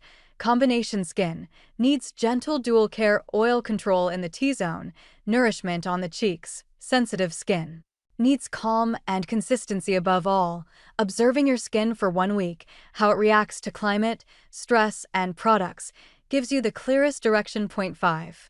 Step 2. Simplify your routine. The minimalist routine has 3 steps in the morning and 3 steps at night. Morning: cleanse, moisturize, protect. Evening: cleanse, treat, repair. That's it. Simplicity keeps the barrier strong and minimizes the risk of reaction. 6. Cleansing, where everything begins. A good cleanser removes oil, pollution, and makeup without stripping natural moisture. Choose a gentle, pH-balanced formula, around 5.5. Avoid foaming cleansers with harsh sulfates or menthol. Massage gently for 60 seconds and rinse with lukewarm water. Cleansing should leave your skin soft, not tight. If you wear sunscreen or makeup, try double cleansing at night. An oil cleanser first, then a gentle water-based cleanser. This ensures deep cleaning without harsh friction. 7. Moisturizing, the universal step. Every skin type needs moisture. even oily skin. A proper moisturizer restores your skin barrier and prevents water loss. Look for key ingredients like hyaluronic acid, glycerin, ceramides, and squalane. If you're dry, go for cream textures. If you're oily, choose light gel moisturizers. Apply on damp skin to seal hydration better. 8. Sunscreen. The non-negotiable Shield sunscreen is your most powerful anti-aging and anti-acne product. UV radiation breaks collagen, worsens pigmentation, and delays healing. Use a broad-spectrum SPF 30 or higher, preferably mineral-based if you have sensitive skin. Apply every morning, even on cloudy days or indoors near windows. 9. Treat step. The optional middle ground. Once your basic 3 steps are consistent for at least 2 to 3 weeks, you can add a treatment step between cleansing and moisturizing. For oily or acne-prone skin, try salicylic acid or niacinamide. For dryness or dullness, add hyaluronic acid or lactic acid. Article 13. The truth about pores. Can you really shrink them? 1. Why pores fascinate and frustrate us. Everyone has pores, yet most people wish they didn't. We obsess over them in magnifying mirrors, wondering why they look so large, uneven, or dirty. Beauty advertisements promise to erase or shrink them overnight, feeding an illusion that perfect, poreless skin exists. The truth? Pores are not flaws, they're vital, functional openings that keep your skin alive. You can't erase them, but you can refine and balance them. Once you understand how pores actually work, you'll stop fighting them and start supporting them. 2. What pores really? Area pore is a small opening in your skin through which oil and sweat reach the surface. There are 2 main kinds: sweat pores, part of your sweat glands; sebaceous pores, connected to your oil glands and hair follicles. Each hair on your body grows from a follicle, and at the base of that follicle lies a sebaceous gland that produces sebum, your skin's natural moisturizer. The opening through which that sebum travels is the pore you see. 3. Why pores appear larger. Pores can't physically open or close like doors. Their size is genetically determined. What changes is how visible they are. When pores fill with oil, dead cells, or debris, they stretch and appear bigger. A buildup of sebum oxidizes at the surface, turning dark. That's the blackhead you notice. Enlarged pores are usually a reflection of skin texture, oil balance, and age, not cleanliness. 4. The myth of shrinking pores. No product can permanently change the size of a pore. You can't close them, tighten them forever, or make them disappear. What you can do is minimize their appearance by keeping them clean, hydrated, and surrounded by healthy collagen. Think of pores like the openings in fabric. When the fibers are strong and elastic, the holes look smaller. When the fabric stretches or weakens, they widen. 5. Genetics and skin type. Genetics play the largest role in pore size. People with oily or combination skin naturally have larger pores because they produce more sebum. Those with dry skin have smaller pores but may suffer from flaking and tightness. You can't change your genetics, but you can manage the conditions that make pores look worse: oil buildup, dehydration, and aging. 6. The role of collagen and aging. Collagen is the scaffolding that supports your skin. In youth, collagen keeps everything firm and lifted. As collagen declines with age, pores lose support and look more visible. That's why retinoids, vitamin C, and sunscreen, which protect and rebuild collagen, indirectly make pores look smaller over time. 7. Daily cleansing habits matter more than you think. Cleansing doesn't close pores, but it does prevent them from stretching. Wash your face twice daily with a mild, pH-balanced cleanser to remove oil and impurities. If you wear makeup or sunscreen, double cleanse at night. Start with an oil cleanser, then use a gentle water-based one. Avoid harsh scrubbing, friction inflames pores and worsens texture. Point 8. Exfoliation. The great refiner. Dead skin cells are like dust in your pores. Exfoliation clears them out before they settle. Chemical exfoliants such as salicylic acid, BHA, penetrate deep into oily pores, dissolving clogs from within. Alpha hydroxy acids, AHAs, like glycolic or lactic acid, polish the surface for a smoother look. Use exfoliants 2 or 3 times a week. Overdoing them can damage your barrier and enlarge pores further. Point 9. Steam and warm water. Temporary effects. Only steam opens pores visually, not physically. Heat softens oil plugs, making extraction easier, but once the skin cools, pores return to normal size. Steaming is useful before applying masks or doing extractions. Just don't overheat the skin or do it daily. A 5-minute warm compress once a week is plenty. Point 10. Cold water and ice. The short-term tightener. Splashing cold water or rubbing ice on the face constricts blood vessels and gives a temporary tightening sensation.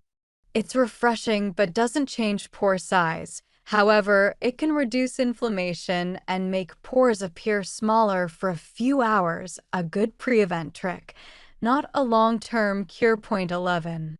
Clay masks. Nature's vacuum cleaners. Clay masks, especially those made from kaolin or bentonite, absorb excess oil and impurities. Use once or twice weekly, leaving it on for no longer than 10 minutes. Overusing clay masks can dry the skin and paradoxically cause more oil production. Always follow with a hydrating serum or moisturizer afterward. Point 12. Retinoids. The real game changers. Retinoids are vitamin A derivatives that increase cell turnover and boost collagen by clearing dead cells and thickening the dermal layer. Retinoids reduce the appearance of pores from within. Start slowly, 2 nights a week, and moisturize generously. Over time, usually 12 weeks or more, your pores appear smoother, tighter, and less noticeable. Point 13. Niacinamide. The balancer. Niacinamide, or vitamin B3, is one of the most versatile ingredients for all skin types. It regulates oil production, strengthens the barrier, and brightens dullness. Regular use. 5 to 10% concentration helps balance sebum and refine texture, giving pores a soft focus look under light. Point 14. Sunscreen. The unsung hero of pore care. UV damage breaks down collagen, leading to sagging and enlarged pores. Wearing sunscreen daily protects your skin structure and prevents further enlargement. Look for lightweight, non-comedogenic formulas. They won't clog pores or feel greasy. Point 15. Hydration. The overlooked secret. Dehydrated skin exaggerates pores. When your skin lacks water, pores look more sunken and rough. Using hydrating serums with hyaluronic acid and glycerin plumps the surrounding tissue, softening the entire texture. Drink enough water, but remember, topical hydration matters. 2.16. Professional treatments that deliver. If home care isn't enough, dermatologists can offer advanced treatments. Chemical peels, laser resurfacing, and microneedling all stimulate collagen and refine texture. Microneedling creates microinjuries that trigger new collagen formation, tightening skin naturally. Laser treatments target oil glands and promote smoothness. These aren't overnight miracles, but consistent sessions yield visible refinement. Point 17. Why overcleansing backfires. Many people with visible pores think the solution is to scrub harder.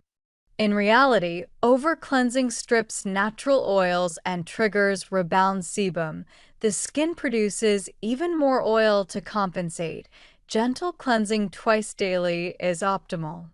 If your face feels squeaky or tight afterward, it's too harsh. 18.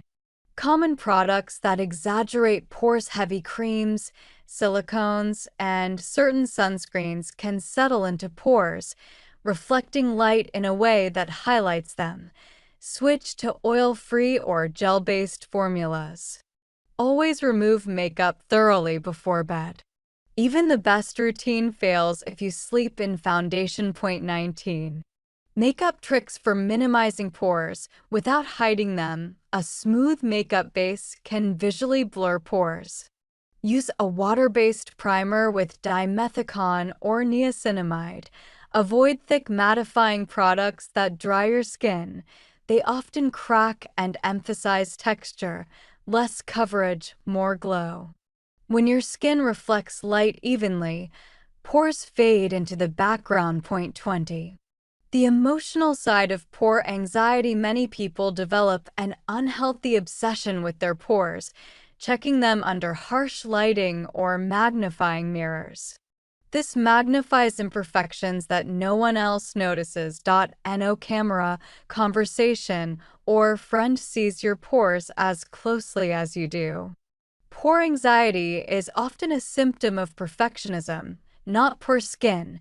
Learning to accept normal skin texture is part of emotional skincare. It's freedom from unrealistic expectations. 21. Long-term pore health, the real routine for long-term refinement. Combine gentle daily habits with targeted actives. Morning, cleanser, niacinamide serum, moisturizer, sunscreen.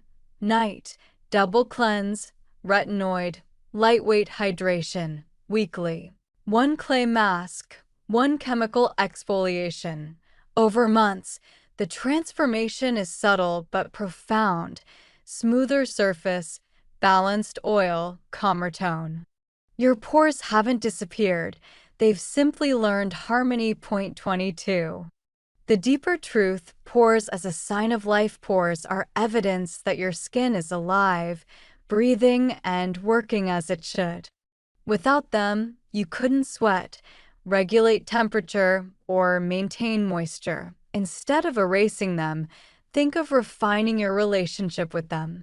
The smoother and healthier your skin becomes, the less you notice them, and the more natural your beauty appears. True skincare maturity is realizing that healthy texture is more beautiful than fake perfection. Article 3. Hormonal acne and how to control it without harsh drugs. 1. What exactly is hormonal acne? Hormonal acne is one of the most misunderstood skin conditions. Unlike teenage acne caused mainly by puberty, hormonal acne is driven by fluctuations in hormones that regulate oil production and inflammation. It typically appears along the jawline, chin, and lower cheeks, often flaring up in cycles right before menstruation, during stressful periods, or due to lifestyle shifts such as lack of sleep. These breakouts are usually deep, painful, and cystic, not just surface pimples. They can take weeks to heal and often leave marks behind. Understanding what drives this process is the first step toward long-term control. 2. The hormones behind the problem. 3 main hormones influence acne. Androgens, like testosterone, stimulate sebaceous glands to produce more oil. Estrogen keeps sebum production in check, but fluctuates during the menstrual cycle. Cortisol, the stress hormone that increases inflammation and triggers breakouts. When these hormones are imbalanced, your oil glands go into overdrive, clogging pores and feeding acne-causing bacteria. 3. Common signs of hormonal acne. You might have hormonal acne if breakouts appear on the lower face and neck, pimples worsen before your period, acne persists into adulthood, especially in women aged 25 to 40, pimples feel deep, painful, or cyst-like. Skin becomes oilier around the time of stress or poor sleep. Recognizing the pattern helps you adjust lifestyle and treatment effectively. 4. The root causes. More than just hormones. Hormones play the leading role, but other triggers make it worse. Poor diet, high sugar, dairy, refined carbs, stress, cortisol spikes, lack of sleep, melatonin imbalance, improper skincare. Using comedogenic products, gut dysbiosis, unhealthy gut bacteria can affect hormone metabolism. Point 5. Why harsh drugs aren't always the answer. Many people immediately turn to antibiotics, Accutane, or birth control pills. While these can help temporarily, they often suppress symptoms instead of fixing root causes. Long-term use can also affect gut health, liver function, or hormonal stability. The good news: you can manage hormonal acne naturally with consistency and science-backed strategies. Point 6. Balancing hormones naturally. Your hormones respond to your daily habits. Small, steady lifestyle changes can restore balance. Get 7 to 8 hours of quality sleep nightly. Eat on a regular schedule to stabilize insulin. Practice stress reduction, meditation, deep breathing, journaling. Limit caffeine and alcohol intake, which raise cortisol. Point 7. Nutrition for hormonal balance. What you eat directly affects hormone production and inflammation levels. Foods to focus on: omega-3s, salmon, flaxseed, walnuts, leafy greens and cruciferous vegetables, broccoli, kale, cabbage. Zinc-rich foods: pumpkin seeds, lentils, whole grains instead of white carbs. Foods to avoid: dairy, especially skim milk, sugar and refined carbs, processed snacks and fast food. Excess soy can mimic estrogen. Point 8. Supplements that help regulate hormones. Certain vitamins and minerals help the body detox and stabilize hormones.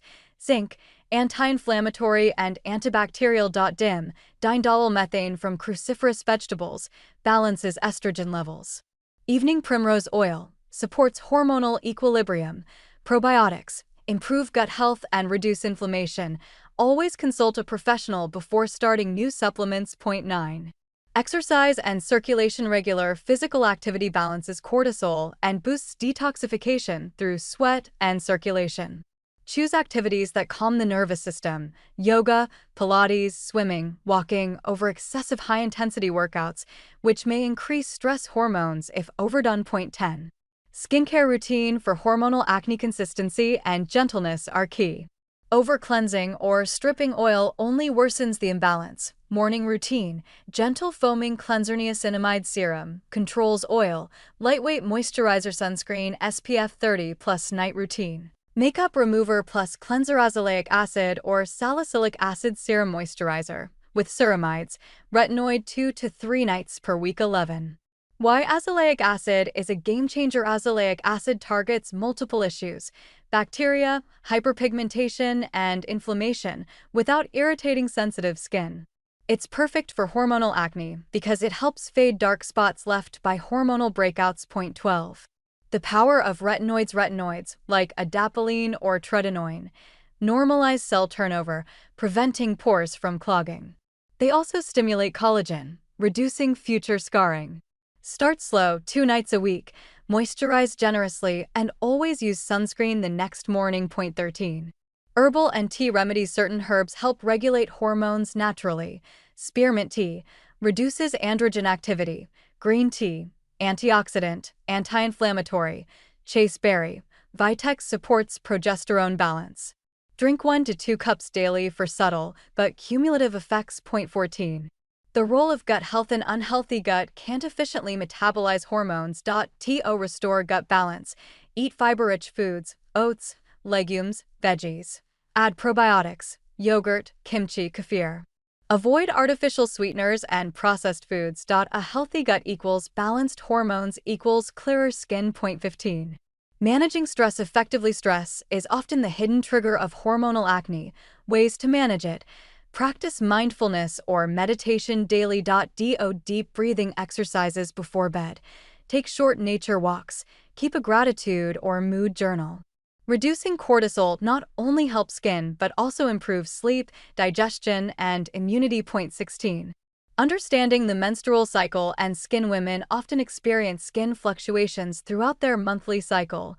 Follicular phase, days 1 to 13, skin feels balanced, radiant. Ovulation, days 14 to 15, estrogen peaks, glowy skin. Luteal phase, Days 16 to 28, progesterone and testosterone rise. More oil, more acne. Adjust skincare intensity based on these phases to stay one step ahead. Point 17. Avoiding product overload. Layering too many active ingredients confuses the skin and disrupts barrier function.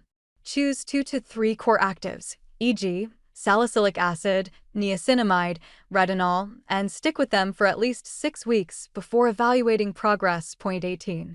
Professional treatments that work. If natural care isn't enough, consider professional options. Chemical peels, glycolic or salicylic, for clogged pores. LED light therapy. Blue light kills bacteria, red light reduces inflammation. Microneedling to smooth texture and scars. Laser therapy for stubborn hormonal cysts. Point 19. The emotional side of hormonal acne. Cystic breakouts can seriously impact self-esteem. Remember, this is a biological process, not a personal flaw. Track your progress monthly, focus on overall well-being, and celebrate gradual improvements, both in skin and mindset. Point 20. Long-term healing and maintenance. Controlling hormonal acne is a marathon, not a sprint. Follow this approach. Nourish from inside, diet plus sleep plus hydration. Simplify skincare, don't overdo. Stay consistent for at least 3 months. Check hormone levels if acne persists despite lifestyle changes. Healing from hormonal acne means learning your body's language. Once you align your habits with hormonal balance, your skin naturally reflects that inner harmony. The ultimate guide to acne vulgaris. Understanding the 4 pillars of pimple formation. Introduction. What is acne? Acne is the most common skin condition in the world, affecting millions of people regardless of age or ethnicity. It is frustrating, often painful, and can have a significant impact on self-esteem. Yet, it remains one of the most misunderstood conditions. A common myth is that acne is simply caused by dirty skin or eating greasy foods. This is false. Acne is a complex inflammatory disease of the skin's pilosebaceous unit, the hair follicle, and its attached sebaceous oil gland. It is not an infection you can catch, nor is it a sign of poor hygiene. To truly understand how to treat acne, you must first understand why it happens. All acne, from a tiny whitehead to a painful cyst, is caused by a cascade of 4 key factors. We call these the 4 pillars of acne formation. Pillar 1. Hyperseborrhea, excess oil production. The first and most crucial element in acne formation is sebum. What is sebum? Sebum is the natural, waxy oil produced by your sebaceous glands. Its purpose is beneficial. It lubricates the skin, waterproofs the hair, and helps maintain the skin's protective barrier. What goes wrong? In acne-prone individuals, these sebaceous glands are often larger and more sensitive to hormones, particularly androgens, like testosterone. This hormonal signaling causes the glands to go into overdrive, producing far more sebum than the skin needs. This condition is called hyperseborrhea. The result: the skin becomes oily, and the hair follicle, pore, becomes filled with a sticky, abundant supply of sebum. This excess oil is the fuel for the acne process. It doesn't cause the pimple on its own, but it creates the perfect environment for one to form. Pillar 2. Hyperkeratinization, abnormal skin cell shedding. The second pillar involves the cells that line the pore itself. What is keratinization? Your skin is constantly renewing itself. Old, dead skin cells, keratinocytes, are shed from the surface in a process called desquamation. This same process happens inside your pores. What goes wrong? In acne, this shedding process becomes abnormal. This is called hyperkeratinization. Instead of shedding neatly and being expelled from the pore, the dead skin cells become sticky. They clump together and fail to separate. The result: these sticky dead skin cells mix with the excess sebum from pillar 1 inside the pore. Together, they form a dense, hardened plug. This plug, invisible to the naked eye, is the seed of all acne lesions. It is called a microcomedone. Pillar 3. Cutibacterium acnes, bacterial overgrowth. Once the pore is plugged, the third pillar comes into play. What is C? Acnes? Cutibacterium acnes, formerly Propionibacterium acnes, is a bacterium that is a normal, harmless resident of almost everyone's skin. It is not something you catch from someone else. What goes wrong? C. Acnes is an anaerobic bacterium, meaning it thrives in low-oxygen environments. When the microcomedone, the plug of oil and dead skin, blocks the top of the pore, it seals off the oxygen supply. The result? This plugged pore becomes the perfect home for C. acnes. The bacteria feast on the abundant sebum, its food source, and multiply rapidly. As they feed and multiply, they begin to secrete waste products, including digestive enzymes and inflammatory proteins. Pillar 4. Inflammation. The immune response. The fourth pillar is your body's own defense system, and it's what turns an invisible plug into a visible, angry pimple. What is inflammation? Inflammation is your immune system's natural response to perceived injury or infection. Its goal is to destroy invaders and repair damage. What goes wrong? The waste products from the C. acnes bacteria from Pillar 3 are highly irritating. They seep through the wall of the hair follicle and into the surrounding skin tissue, the dermis. Your immune system detects this attack and sounds the alarm. The result? Your body launches an inflammatory cascade. It sends white blood cells and inflammatory chemicals to the site to fight the bacteria and contain the breach. This battle is what you see and feel: redness, erythema caused by increased blood flow to the area, swelling, edema caused by fluid leaking into the tissue, pus, a collection of dead white blood cells, dead bacteria, and cellular debris, pain caused by the pressure of the swelling on nerve endings. How the pillars create different types of acne. The interaction of these four pillars explains why we see different kinds of pimples. Microcomedone. The start pillars 1 plus 2. An invisible plug of oil and dead skin. Whitehead. Closed comedo. The plug remains trapped under the skin's surface. It's a non-inflamed bump. Blackhead. Open comedo. The plug is open to the air. The oil and debris inside oxidize, react with oxygen, and turn dark brown or black. This is not dirt, offering significant exfoliating power but requiring experienced use to avoid over-irritation. Professional-grade salicylic acid can be applied at concentrations up to 20 to 30% during chemical peels, but these are only performed in clinical settings and are significantly stronger than over-the-counter products. Salicylic acid products come in numerous formats, each with advantages and disadvantages. Cleansers containing 0.5 to 2% salicylic acid are the gentlest form. You use them daily during your regular cleansing routine, and the short contact time limits irritation while still providing exfoliating benefits.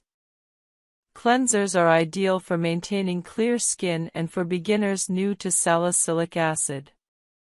Toners or liquid exfoliants contain higher concentrations and are left on the skin, providing more potent exfoliation than cleansers. These are typically applied after cleansing and before other treatments, 2 to 3 times weekly. They provide more dramatic exfoliation than cleansers but also carry more irritation risk. Serums and treatments are concentrated salicylic acid formulations meant to be applied to specific areas or the entire face, typically 2 to 3 times weekly. They're left on the skin and provide significant exfoliation.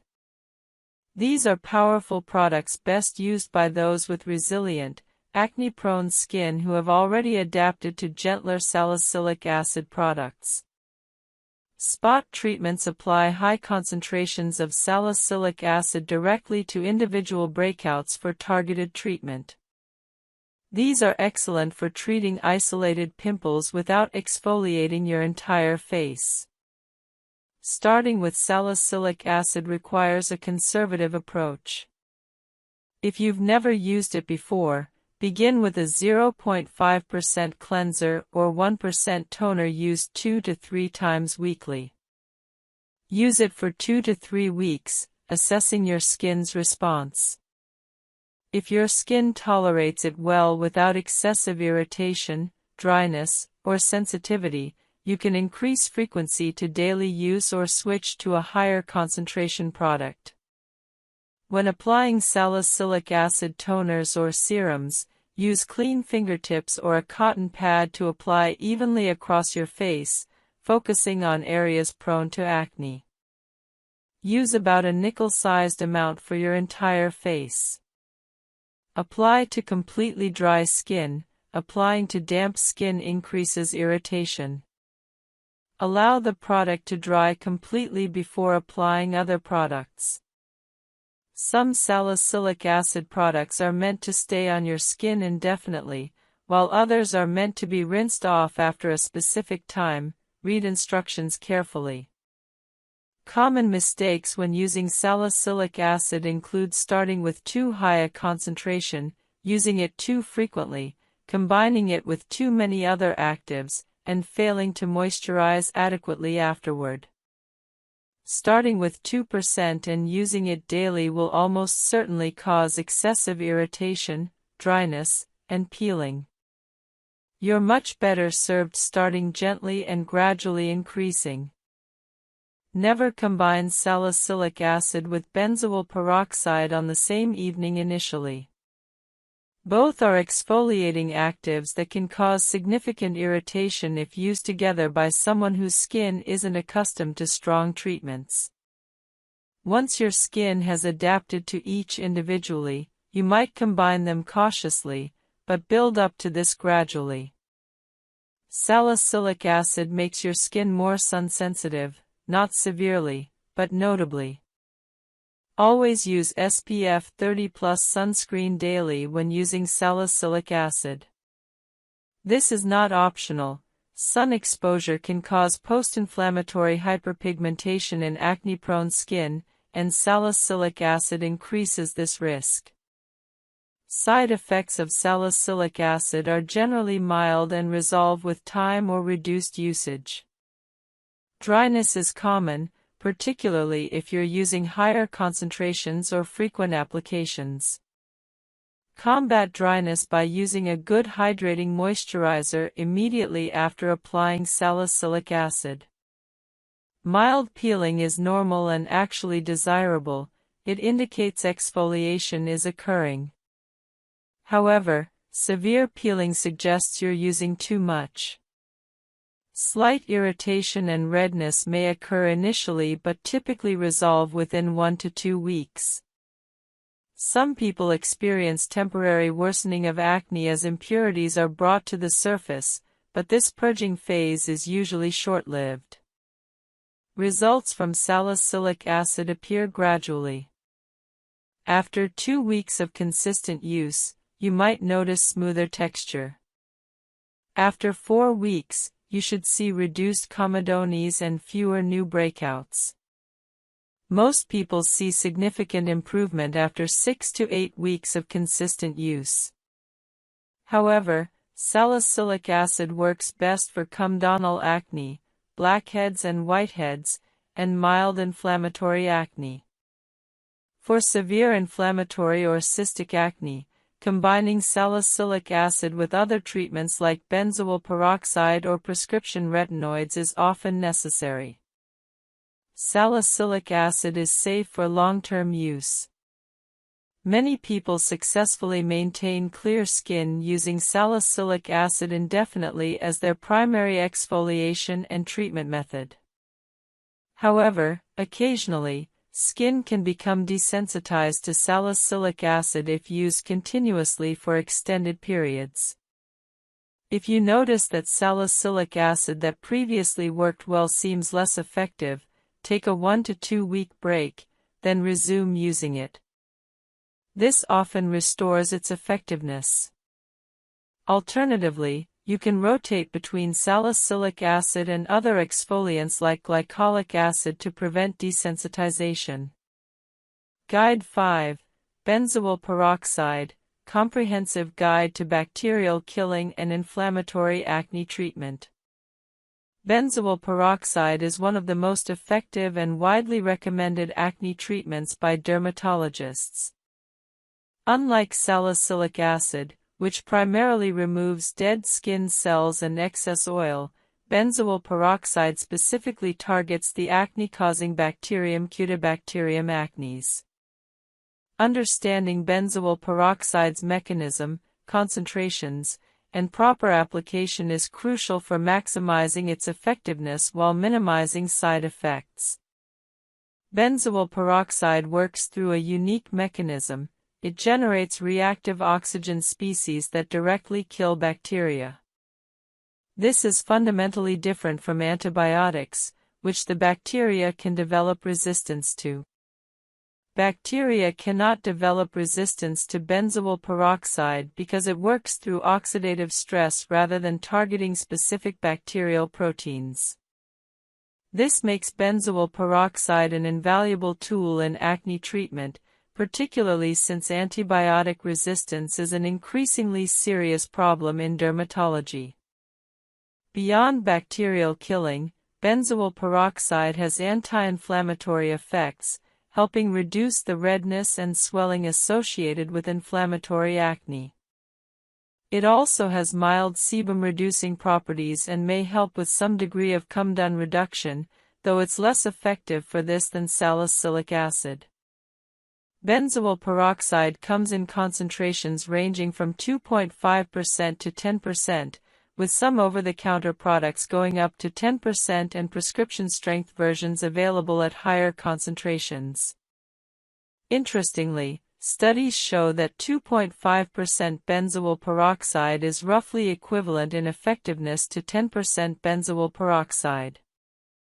The higher concentration doesn't necessarily mean better results, it primarily means more potential for irritation. Therefore, it's prudent to start with 2.5% and only increase concentration if needed. Benzoyl peroxide comes in multiple product formats. Cleansers containing 2.5 to 5% benzoyl peroxide gently incorporate this ingredient into your daily cleansing routine. These are appropriate for maintenance or mild acne. Spot treatments allow you to apply high concentrations directly to individual pimples. Serums or leave-on treatments apply benzoyl peroxide across your entire face and are left on the skin. These can be used daily or as directed. Gels and creams are thicker formulations that may have different absorption characteristics depending on your skin type. Starting with benzoyl peroxide requires similar caution as salicylic acid. If you're new to benzoyl peroxide, begin with a 2.5% product, ideally in a cleanser format or spot treatment, used once daily. Most people find evening application easier than morning application since benzoyl peroxide doesn't require sun protection and can be easily washed off in the morning. After 1 to 2 weeks, assess your skin's tolerance. If you're experiencing mild irritation or dryness but your acne is improving, continue. After 2 to 3 weeks, if your skin tolerates the product well, you can increase frequency to twice daily or increase the concentration to 5%. Application technique is critical. Apply benzoyl peroxide to completely clean, completely dry skin. This is more important with benzoyl peroxide than with most other products. If your skin is even slightly damp, benzoyl peroxide will irritate more readily. Allow your cleanser to fully absorb and dry, then apply benzoyl peroxide. Use a small amount, about the size of a pea for your entire face if using a leave-on product, or a slightly larger amount for spot treatment. Apply gently, allowing the product to absorb fully before applying other products. Benzoyl peroxide has a particular drawback: it bleaches fabrics and hair. If you apply it to your face, it can bleach your pillowcase, bedding, towels, and hair. Many people apply benzoyl peroxide in the evening and wash it off in the morning with their cleanser to avoid this issue. If you apply it in the morning, be extremely careful not to get it on your hair, eyebrows, or any colored clothing. Some people apply it as a spot treatment right before bed, allowing it to work overnight before being washed off in the morning. If bleaching is a concern, you might prefer using benzoyl peroxide in a wash-off cleanser format where the contact time is brief.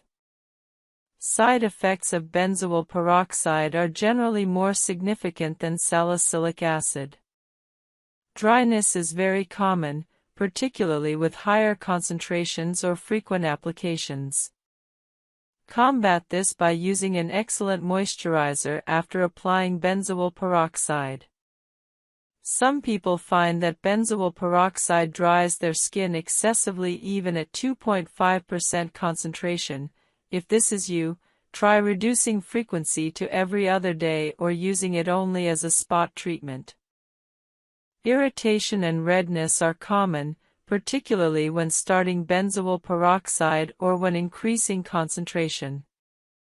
This irritation is usually temporary and subsides within 1 to 2 weeks as your skin adapts.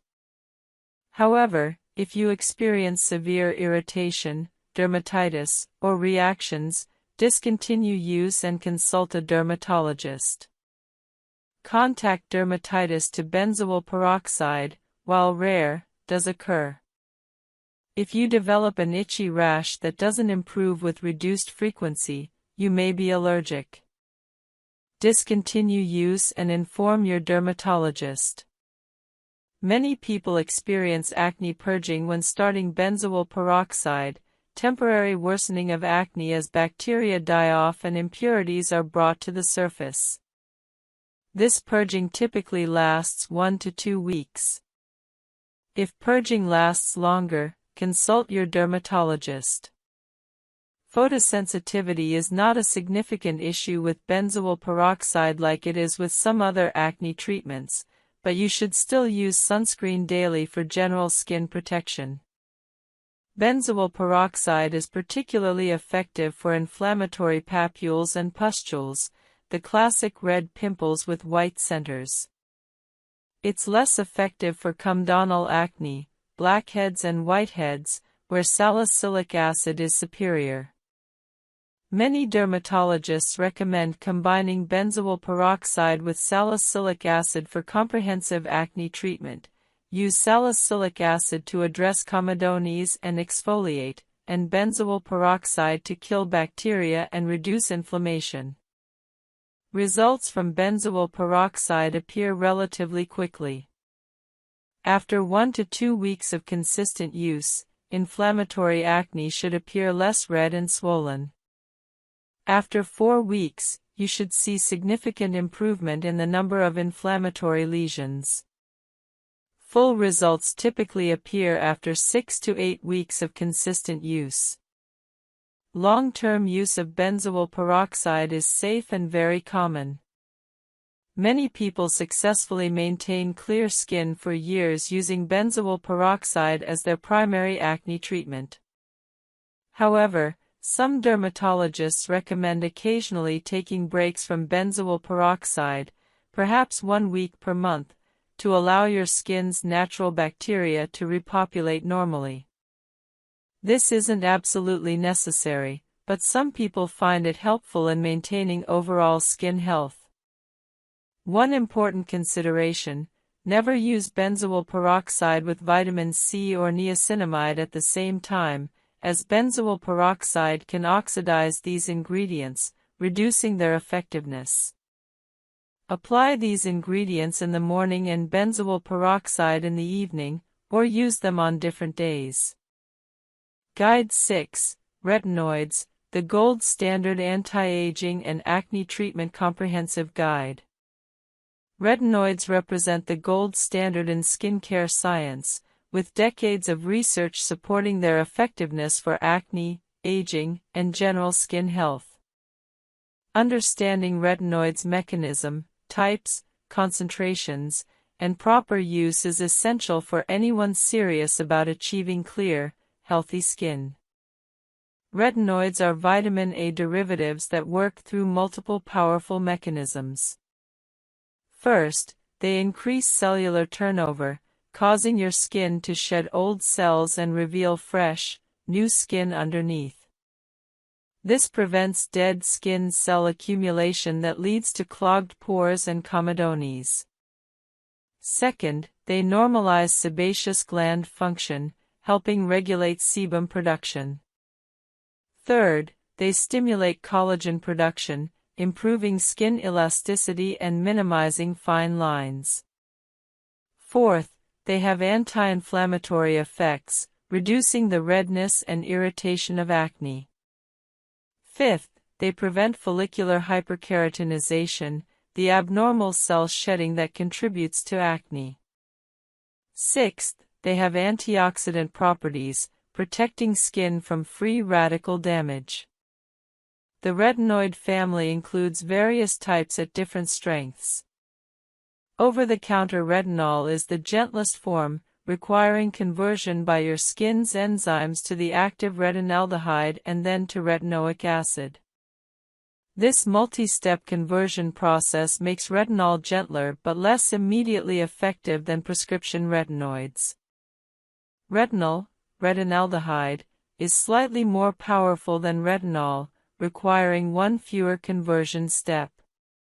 Prescription retinoids include tretinoin, retin-A, adapalene, differin, and tazarotene, which are already in their active form and thus more powerful and faster acting than over-the-counter options. For someone new to retinoids, starting with over-the-counter retinol at a low concentration, 0.25 to 0.3%, is typically appropriate. This allows your skin to build tolerance gradually. After several months of consistent retinol use, you might consider asking your dermatologist about prescription retinoids for enhanced results. Retinoids are only used at night because they increase sun sensitivity substantially. UV exposure dramatically increases the risk of photosensitivity reactions and post-inflammatory hyperpigmentation. Morning retinoid use would leave your skin vulnerable to severe sun damage throughout the day. When starting retinoids, begin with a very conservative approach. Use a low-concentration retinol product just 2 to 3 times per week initially. Apply it to completely dry skin, as retinoids irritate damp skin significantly. Wait 20 minutes after cleansing before applying retinoid to ensure your skin is completely dry. Use a pea-sized amount for your entire face. Retinoids are potent and a little goes a long way. During the first 4 to 12 weeks of retinoid use, expect a retinization phase characterized by redness, peeling, flaking, and sometimes temporary worsening of acne. This is normal and doesn't indicate that retinoids aren't appropriate for you. This phase typically lasts 2 to 8 weeks and gradually resolves as your skin adapts. Many people who discontinue retinoids during this phase miss out on their incredible long-term benefits simply because they couldn't tolerate the short-term adjustment period. Managing retinization involves strategic moisturizing. Use your retinoid, then wait about 20 minutes, then apply a hydrating moisturizer over top. Some people layer their moisturizer directly on top of wet retinoid serum, which dilutes the retinoid slightly and reduces irritation. This is called the sandwich method. This method is appropriate when dealing with significant irritation. As your skin adapts, you can gradually stop using the sandwich method. Never combine retinoids with other strong actives initially. Using retinoids with benzoyl peroxide, salicylic acid, or chemical exfoliants on the same evening will cause severe irritation.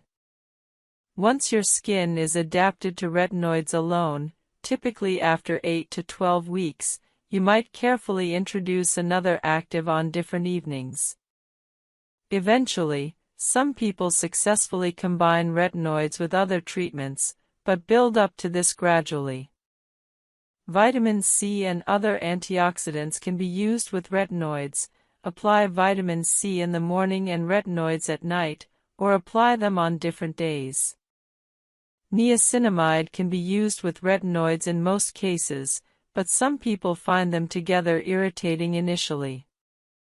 SPF 30+ broad-spectrum sunscreen is absolutely mandatory every single day when using retinoids, even if you don't plan to go outside. Window glass blocks most UVB rays but not UVA rays, meaning significant sun damage can occur even indoors. Reapply sunscreen every 2 hours if you'll be in the sun. Wear protective clothing, hats, and sunglasses when possible.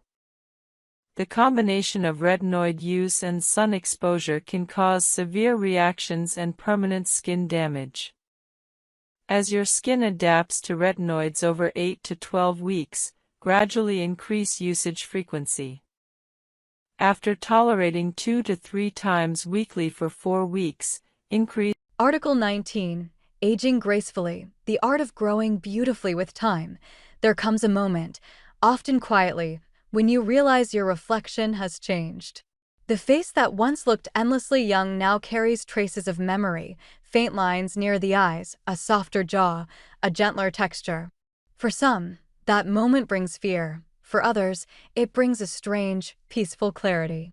Aging, after all, is not something happening to you. It is something happening through you. It is life continuing its story in your skin. We live in a culture that worships youth but misunderstands beauty.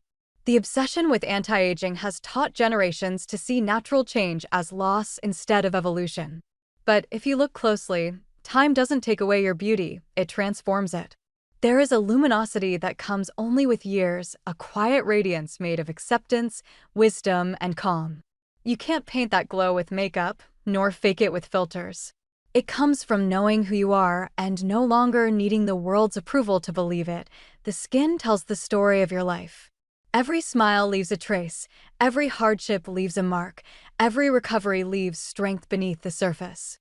These marks are not flaws, they are chapters. You wouldn't tear pages out of a book to make it look new, you would honor them because they hold the meaning.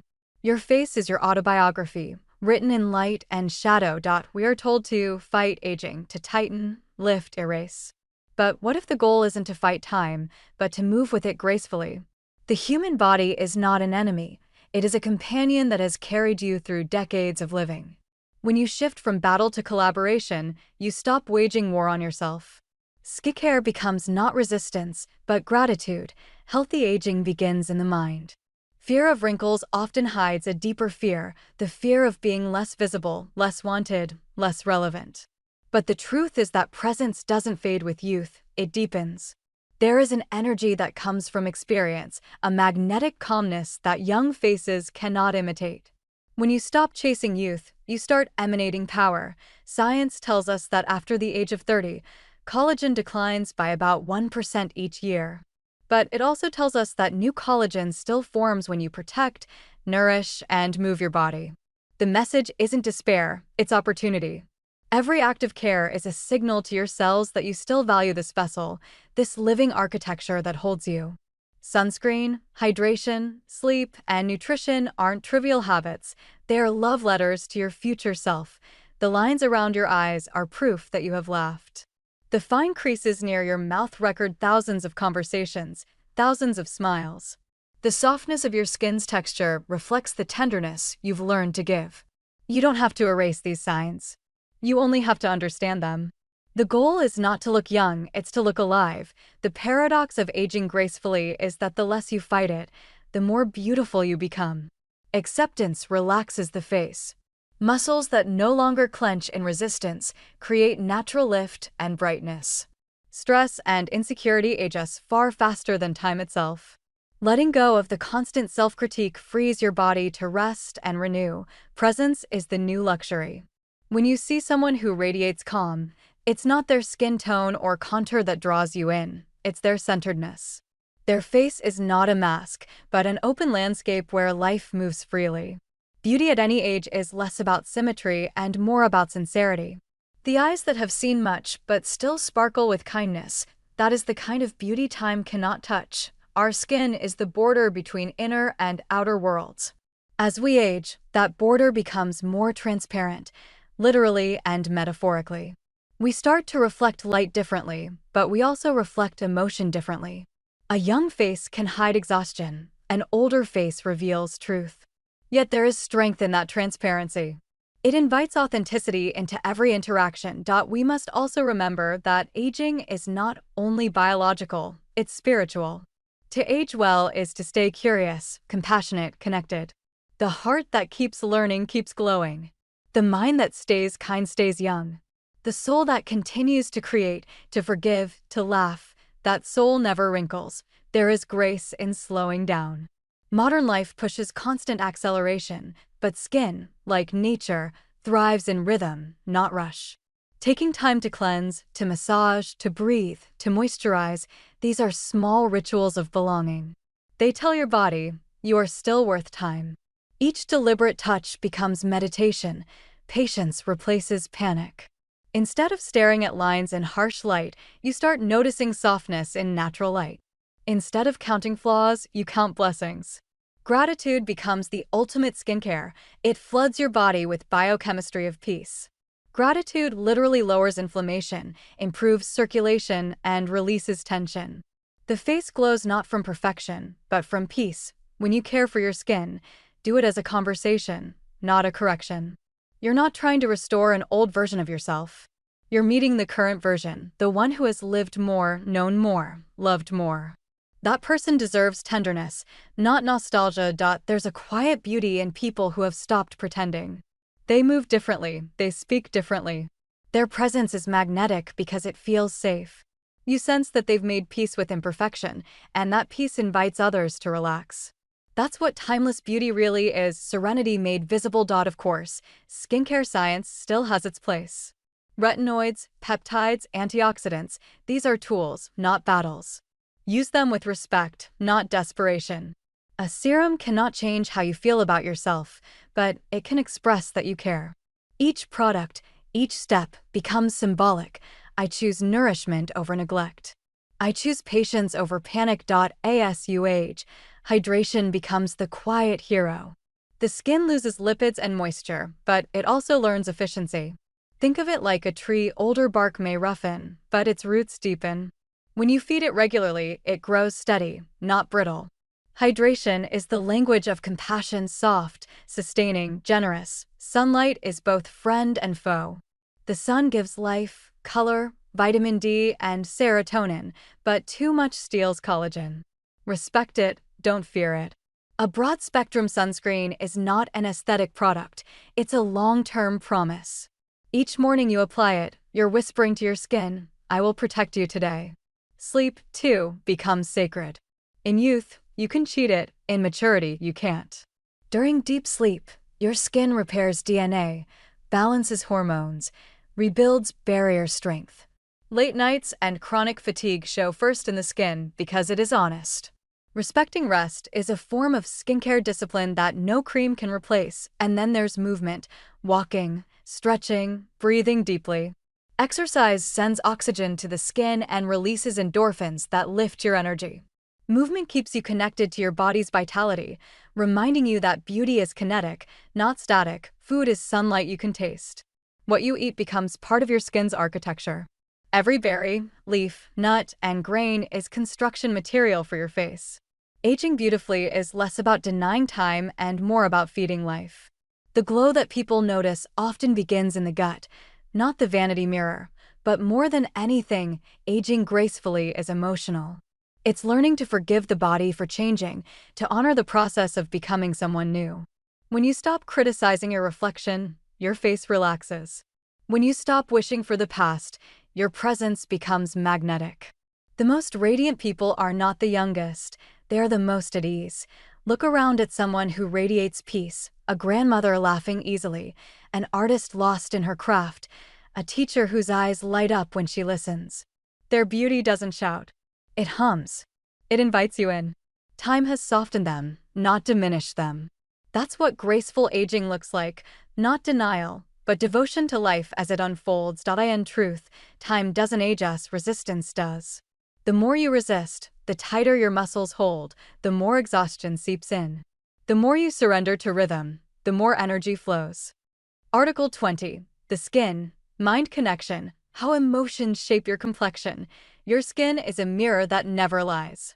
It reflects every emotion, every sleepless night, every surge of joy or anxiety that moves through your body.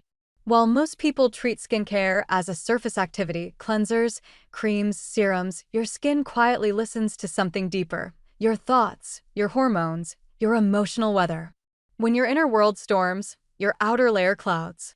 When your mind rests, your skin shines. Modern science now confirms what poets and healers have sensed for centuries. The skin and the mind are inseparable. They share the same embryonic origin. Long before birth, the cells that form your brain and the cells that form your skin divide from the same layer of tissue.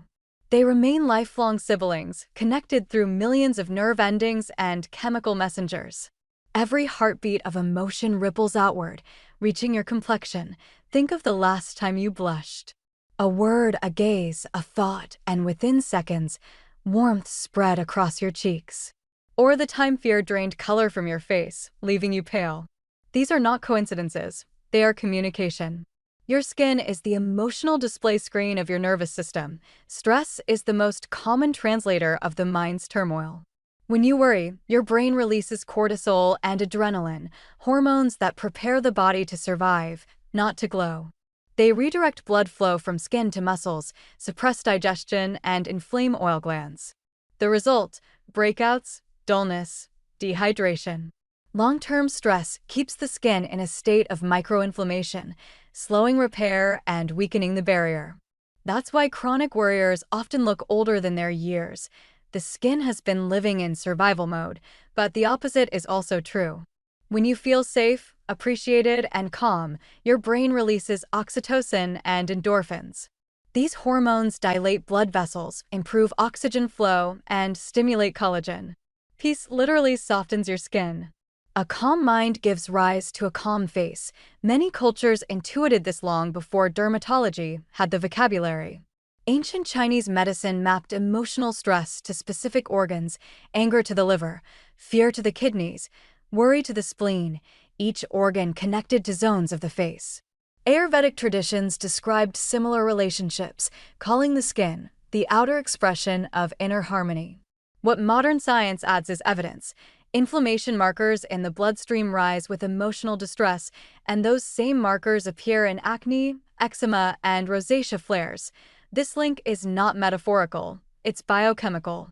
Every emotion triggers neurotransmitters that travel through the neurocutaneous system, a vast network where nerves, immune cells, and hormones talk constantly. When you feel embarrassed, tiny vessels open. When you feel threatened, they constrict. When you feel love, your parasympathetic system floods the body with signals of safety, inviting regeneration.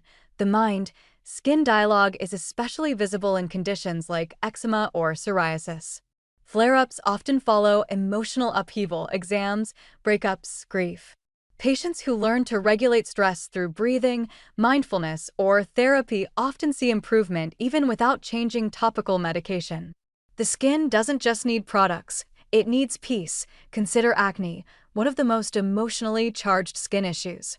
For many, breakouts trigger shame and self-consciousness, which then increase stress, which worsens acne, a perfect feedback loop. Breaking that loop requires more than benzoyl peroxide. It requires kindness. When you respond to a breakout with calm rather than panic, cortisol stays lower, inflammation eases, healing accelerates. Your mindset is medicine. Sleep is another translator between emotion and appearance. During deep sleep, the body releases growth hormone, repairing tissue and balancing moisture. But emotional overthinking keeps the brain alert, reducing slow-wave rest. One night of poor sleep raises cortisol enough to dull the skin for days. Chronic insomnia carves shadows, fades vitality. Rest is not vanity, it's therapy written in biology. Even love leaves fingerprints on the skin. People in healthy relationships tend to have better wound healing and stronger immune responses. Touch, eye contact, laughter all release oxytocin, which calms inflammation and boosts microcirculation. This is why affectionate people often appear radiant. They live in biochemistry of connection. On the other side, loneliness physically alters the skin. Research shows isolation raises inflammatory cytokines, slows collagen production, and impairs barrier recovery after irritation. Emotional isolation becomes visible as fragility, dryness, redness, slow healing. The body keeps score of solitude. You can learn to read your skin's emotional language. Persistent jaw tension and breakouts along the chin often point to suppressed stress or anger. Redness across the cheeks may mirror embarrassment, anxiety, or overstimulation. Dullness during burnout is your body's whisper, "I need rest." The more fluently you interpret these signals, the faster you can respond with compassion instead of chemicals. Mindfulness is one of the most powerful topical treatments you can't buy. When you slow your breath and anchor attention to touch, you activate the vagus nerve, a master regulator of calm. The pulse slows, inflammation markers drop, and within minutes, the face softens. This is not mystical, it's measurable. Mindfulness lowers cortisol, which means fewer breakouts and less sensitivity. The language of the mind also shapes how you perceive